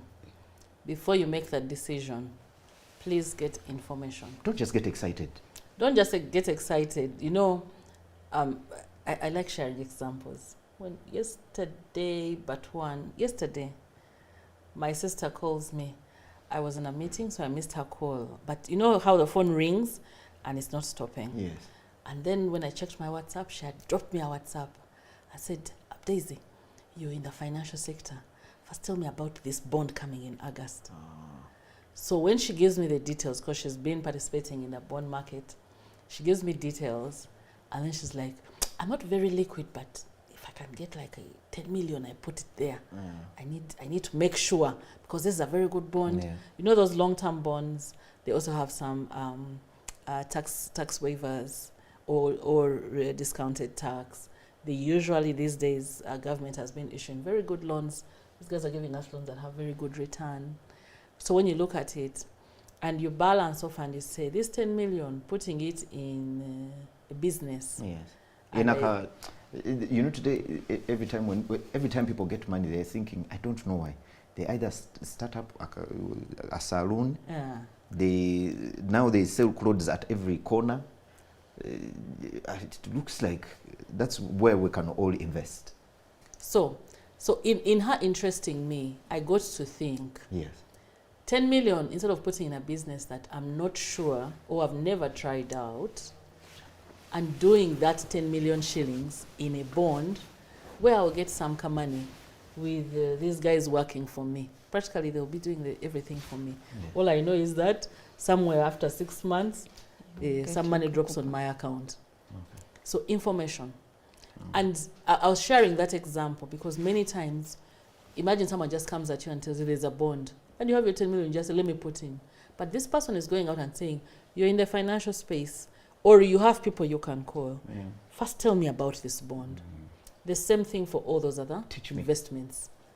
There is this land that, there are these houses that NSSF is selling. Yeah. If I bought one of those. Is it the right decision exactly. for me to invest? Do I have the money? Or maybe I have part of the money, but I don't have all of it. How do I put it in there and make sure that I actually take advantage of that opportunity? The other thing is also knowing that you don't need to take every opportunity. Okay. If you take every opportunity, there's a likelihood that you're going to be overstretched. And before you know it, you're falling in those money cycles that we're trying to avoid. So it's also important that you see what works for me, what doesn't work for me. Get information about it. Seek help. Okay. Uncle D, you're going to go and talk to Apollo. And then Apollo will tell you what he wants. Apollo may even give you good information, but you're going to go and talk to your buddy there at Bandali. Your buddy has never heard about some of these investments. And he says, government just wants to take your money. They're just taking your money. You can't put money there. They're just taking your money. Who are you putting in your circles? Yeah. So all those things help us. Then the power of compounding that I talked about. Look at those investments that you're sure will grow your money. Okay. I'm sure Headmaster Sir will talk about the power of compounding in NSSF. If you look at your member statement, for instance, in many of these schemes, the retirement schemes, you look at how much you put in and how ultimately how much you get out. Yes. You realize the biggest component of what you get out is from the power of compounding. Okay. Interest on interest. You earn interest this year, next year you keep that money in, it's invested, it also keeps earning interest. That grows your money faster. Okay. Yeah. So you look at all those components and see what's available, what information is there, but what works for you. Not everything works for you. Thank you very much, Daisy. I think the one thing I definitely picked up is I shouldn't be afraid to tell Side Master Sir how much money I have, so that he can help me invest. Because that's always a fear, telling people I have 10 million. They might come from here tonight. So please don't have that fear. When you have some money, find a trusted person that you can tell them half Kali, you have 5 million when you have 10. And then they can advise you better on where to invest that money. As we wind up, Justin, me and Omuntu Wawansi have a pact. That's how I survive. Okay. So please help them now that we have learned of bonds. They might not be able to invest in bonds and things like that. Where do you advise them to invest their money? Because most of them are running into borders that can be crushed anytime. I'm not saying you shouldn't buy your border. There's a lot of land fraud that people are going into that space as well. After I've I don't want to use the word torture. After I've sacrificed with my car 500 Uganda shillings that has now finally made it to 1 million shillings or 500,000, where do you advise me to seek information on how to invest? Okay, thank you, Uncle D. And I must state that within the financial markets, we have Capital Markets Authority. Okay. And you can get advice from them or even their website on where to invest. For bonds and treasury bills, there are bonds and treasury bills. Bills being short-term, bonds being long-term. Short-term means from 3 months to a year. And then the bond is 2 years to about 20 years. And of course, the longer, the higher the interest. But it starts at 100,000. So omuntu wawansi who may not be able to afford 100,000, there are many more products on the markets that financial institutions have put on board, that payment service providers like mobile money service providers have put on board. I will not mention companies, but if we seek from these institutions, I've seen these institutions advertising products as low as 10,000. And on that product, you can get interest. And it can do the compounding that Daisy is talking about. Okay. Most recently, I think NSSF has gone as low as 5. It's a saving, but as well as an investment. We have others with insurance companies. Uncle D, I think you've heard of unit trusts. Yes. And I'm sure you're investing there. Not yet. Not yet. Yeah, so even I'll those get you there. then Headmaster Sir, it's what Sir Headmaster Sir has Sir not Headmaster done a Sir. good job in. Yes. Yeah. Uncle D, where's your money? My money. Yeah, that 90% that we're wondering where it is. Thank you very much. If you're just joining us, unfortunately, you're joining us a little bit late, but the good things with these days, internet, you can watch the show again when we're done and pick up some very, very good tips on how to save, not just you, but the family, the people around you, and even the ones you hate. You know, it's very good to help even the people you hate. You can just teach them how to save. Maybe you'll stop hating them, they'll stop hating you as well. So we need to work around ourselves, not just you personally, your family, your children, so that we can all together create a culture of saving. We were having a discussion earlier on, and I think it was Side Master who asked, imagine if we were all saving, if we had all picked up the habit of saving. Now, statistics don't look good, sir. True. When it comes to Ugandans, our population and the number that is saving, it doesn't look good. So imagine if we were all to come together and save. I think we would be able to help this country that some of us feel has done very good, and then some of us feel has done a terrible job. I think we can also help it to improve. We improve ourselves and improve this country as well, and we can easily do that by just saving. Today, I have been blessed to have these two powerful women here to share ideas on how to save money, not just save, but to invest as well. Namata Justin, thank you very much. To the people of Bank of Uganda, to change your other notes, I also want to, we can leave that one. Thank you very much for sharing your the ideas and tips on how to save and invest. I pray and hope that when I'm not going to just leave this knowledge here, I am going to find a way of putting it into practice. Like I said in the beginning, I'm terrible at saving. And fortunately, my daughter is very good at saving.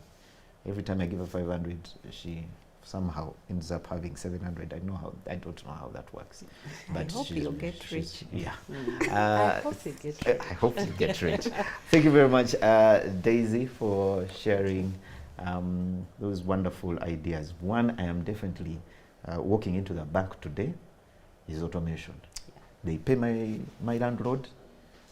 They can also send some money for spending the other side. Yeah, actually, let me give those ones. When I go, I just drink and Tell sign. them. Yeah? Tell them. Okay, thank you very much. Thank you. Thank Sir, you so Headmaster, much. sir. Aha. I've Now, been told by these two actually, people that I you should talk have to punishment. Yes. You've been referring to Sir Headmaster Sir by his name, his given name, which is not, it's a disciplinary act in this school. Oh. So I want you to repeat Sir Headmaster Sir 3 times. Sir Headmaster, sir. One, Sir Headmaster, sir. two. Sir Headmaster, sir. You will get there. Yes. You are not yet forgiven, but it has been a beautiful conversation, very calm. You Yes. could clearly say it is ladies. These Yes. there is the way they talk about money, and it starts looking like it should be your friend. Yes. Yes. Like you start befriending money. You know how we've been running around money looking for it, and it's running away from us. The ladies have made it seem like it is this thing that needs to be moving with me. Yeah. I don't know whether it is the environment at Salana. Solana makes you talk good English, Yeah. makes you calm down. When we are down there, we are shouting this, that, but today it has been henceforth. That's it's quite good. When I was coming here, I made sure I listened to the finance minister saying the money has come. The money has come, Yes, indeed, yes, indeed. so- It has been a very wonderful conversation, and I want us to wrap it up in this way. There are quite a number of things that I will also want to speak into before we start winding down this. And one of the things I think the ladies have pushed a challenge to you, Uncle D. Yes. And that challenge in NSSF, we call it ACT. Yes. You need to act. Yeah. You need to act. Your money cannot be, you need to tell your money where to go Where to instead go. of wondering where it went. Where did my money go? You need to act. My money can't so drive we me. need, you should be driving the money. You Yes. don't work for money. Money should work for you.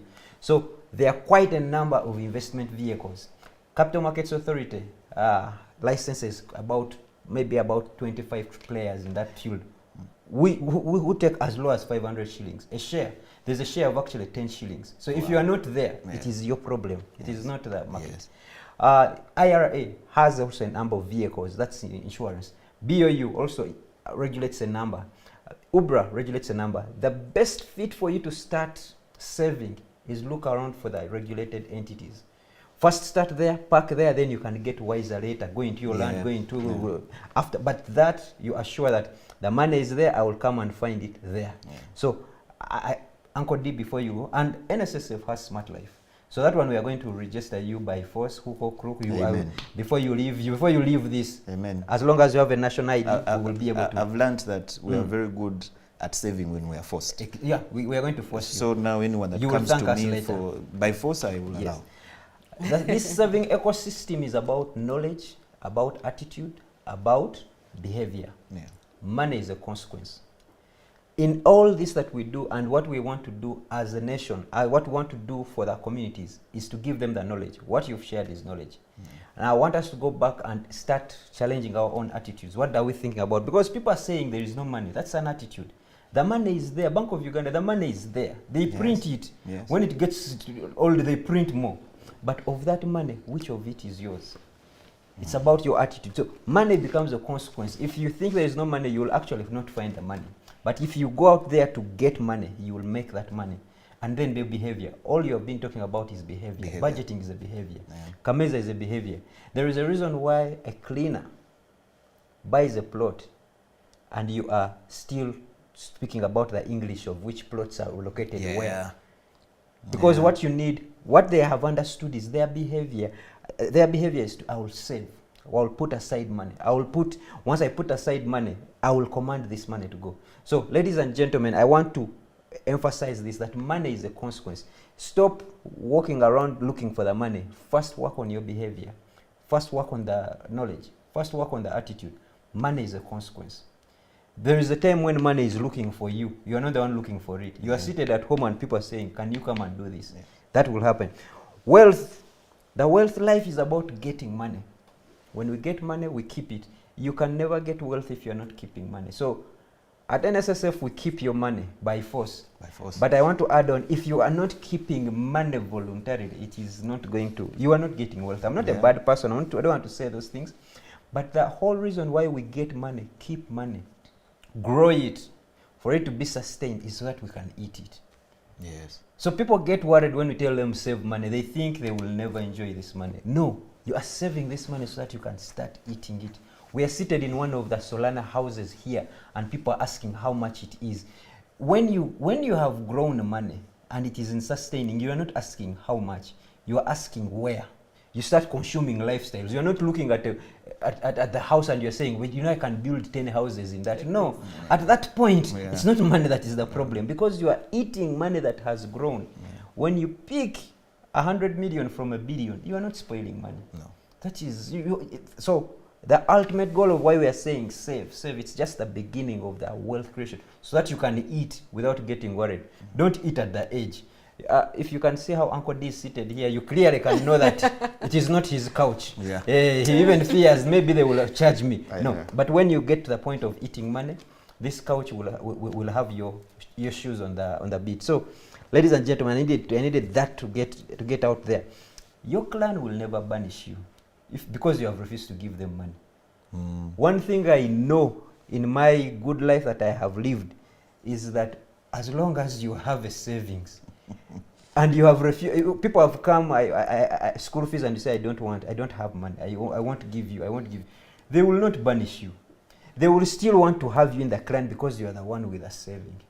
But that generous clan member who is always giving and has run out, it can easily be forced out of the clan, yet they have been there. So do not worry to say no to people. Please say no. Even if they banish you, will you start intermarrying from them? No. They will tell you, how can you intermarry from us? You are part of us. So that means they haven't banished you. So it is just a threat, and we shouldn't do things out of fear. I just needed to speak to that. Build the ecosystem. Speak about it. Ladies and gentlemen, speak about the ecosystem. When we say speak about this ecosystem, we use your dining table, use your lunch friends. You've been talking about Bandari. Is it a temple? No, it's just some. Is it a church? Place. We go there and jog. Hey, okay. Use your facilities. Use those places and have a financial conversation. That's influencing your ecosystem. People will start telling you, by the way, but then you have big. If you are in a club of people and you are the smartest, you are in the wrong club. You need to be where people can send you for airtime. Because that is the one that influences you. So speak about it on the dining table. Demand for it at fancy functions. Baby shower. At Kwanjula. You are not taking my daughter if I don't see your savings statement. Asking for Mutwalo. When you're asking for Mutwalo, you have a daughter? Yes, I do. For Mutwalo, let them bring their savings statement. You are looking at their habit. Demand for it. That's us now bring it into the savings. Because right now what is happening at functions, they bring trees and we are working on the environment. Let them also bring their saving statements so that we know. Bring your bank statement. Not bank statement, saving statement. Just to see how you've been saving. Because bank statement is easy, but saving statement, it's a life. It gives you a life. So let's demand for it. Let's donate into it. You go to they call you for a baby shower, you take them a EduSave policy. Take them a treasury bond, 100K, buy them a bond and you give. Don't give nappies. Give them a share. But go to capital markets, go to those licenses. Give them one over 100K instead of give them to buy a pack of and Pampers. Look the other side and say, me, I gave you. Don't even come for school fees. Because money compounds. Days I just told you, money compounds. If you buy a share and it's going to be there for 20 years, there is a likelihood that it will actually have appreciated by the age of that child. I mean, the child can look at their parent and look at you, and you can see what they gave you. They can look at their parent and they actually can't see what their parent has given them, even if they have taken them through school. Finally, leave it. Eat the fruits of your savings publicly. When you see people driving around and living in these posh houses and you hate on them, they are just an example showing you that if we saved our money, most likely, and I will tell you, most likely you will get the majority of your money when you are older. And do not be shy to actually show up to just show up and show off for your money. You have done, so that people do understand that saving is not just to save. Saving actually pays off. So, ladies and gentlemen, and you spoke of automation. Allow me to just do this. You spoke of automation. If Shadrach is kind enough, Shadrach is part of our back office team. Please, there's a link one of our people here developed. When you go to NSSF app, we have things that can do. There are calculators. There are ways you can automate your savings. There are savings platforms. There are things that can give you reminders, apps that can give you reminders.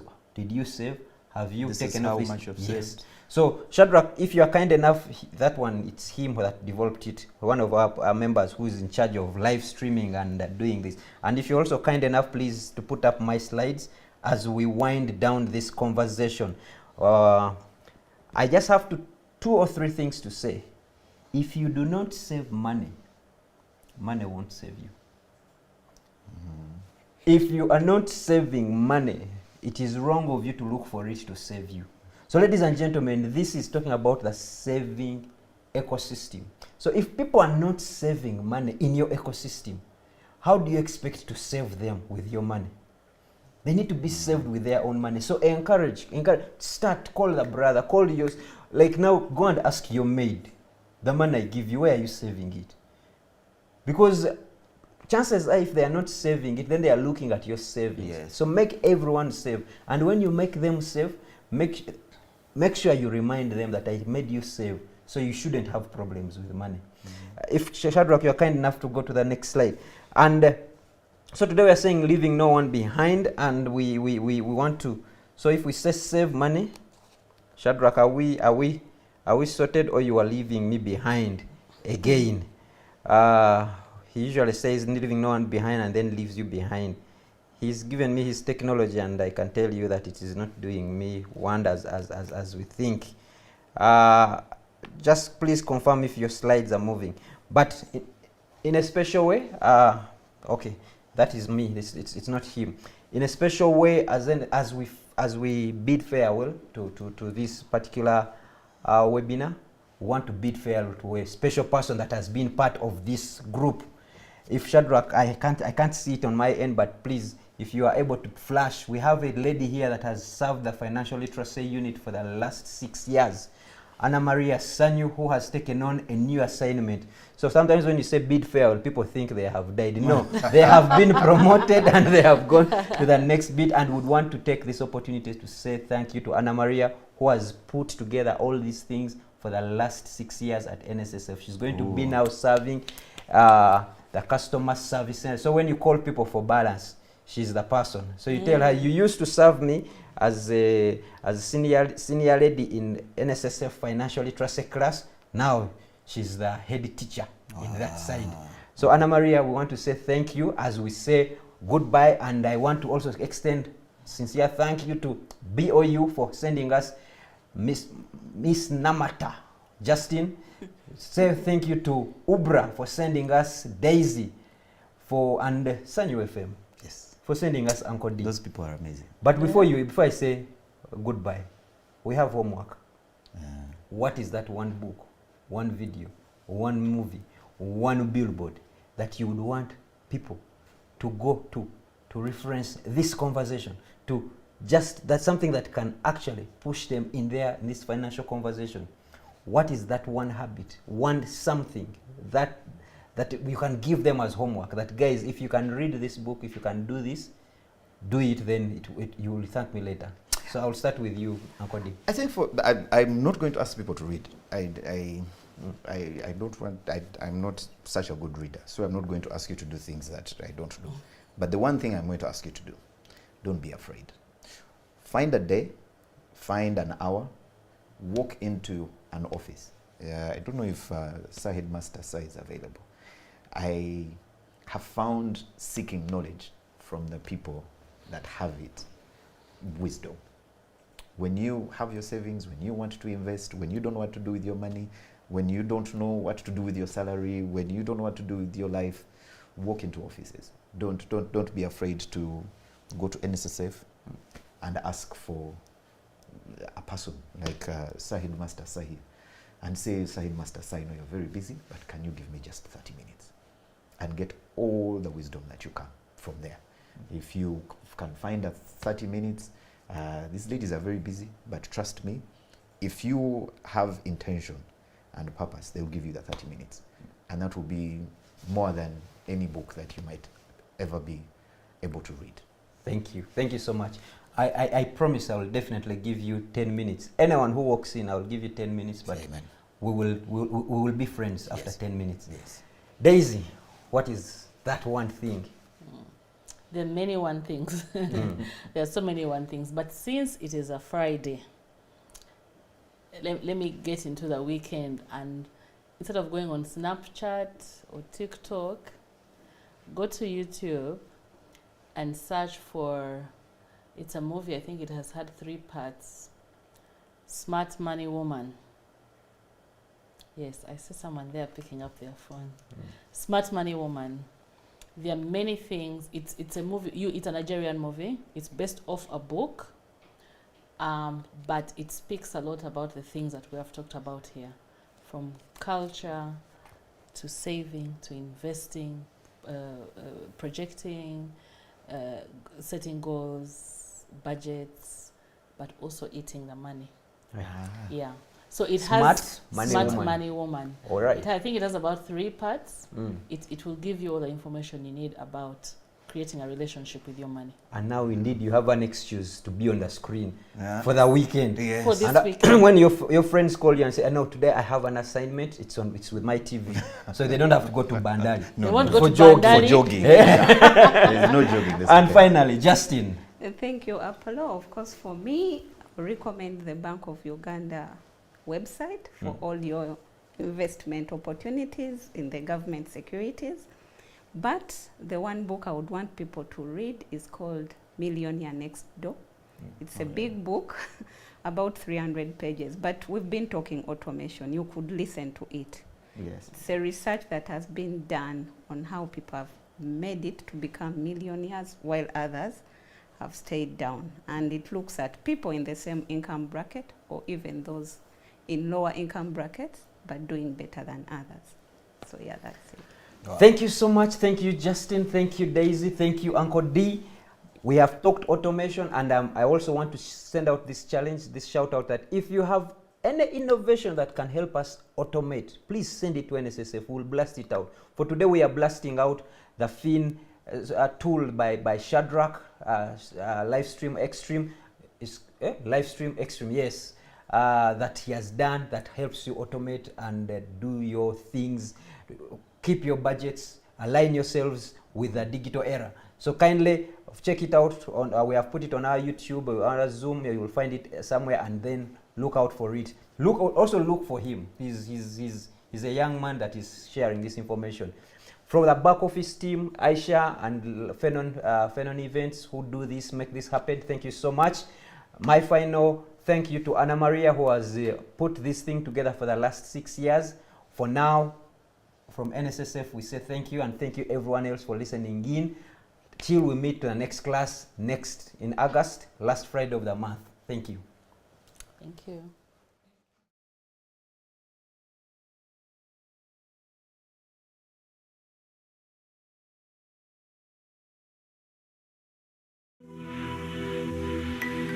Imagine waking up to a dream where luxury meets tranquility.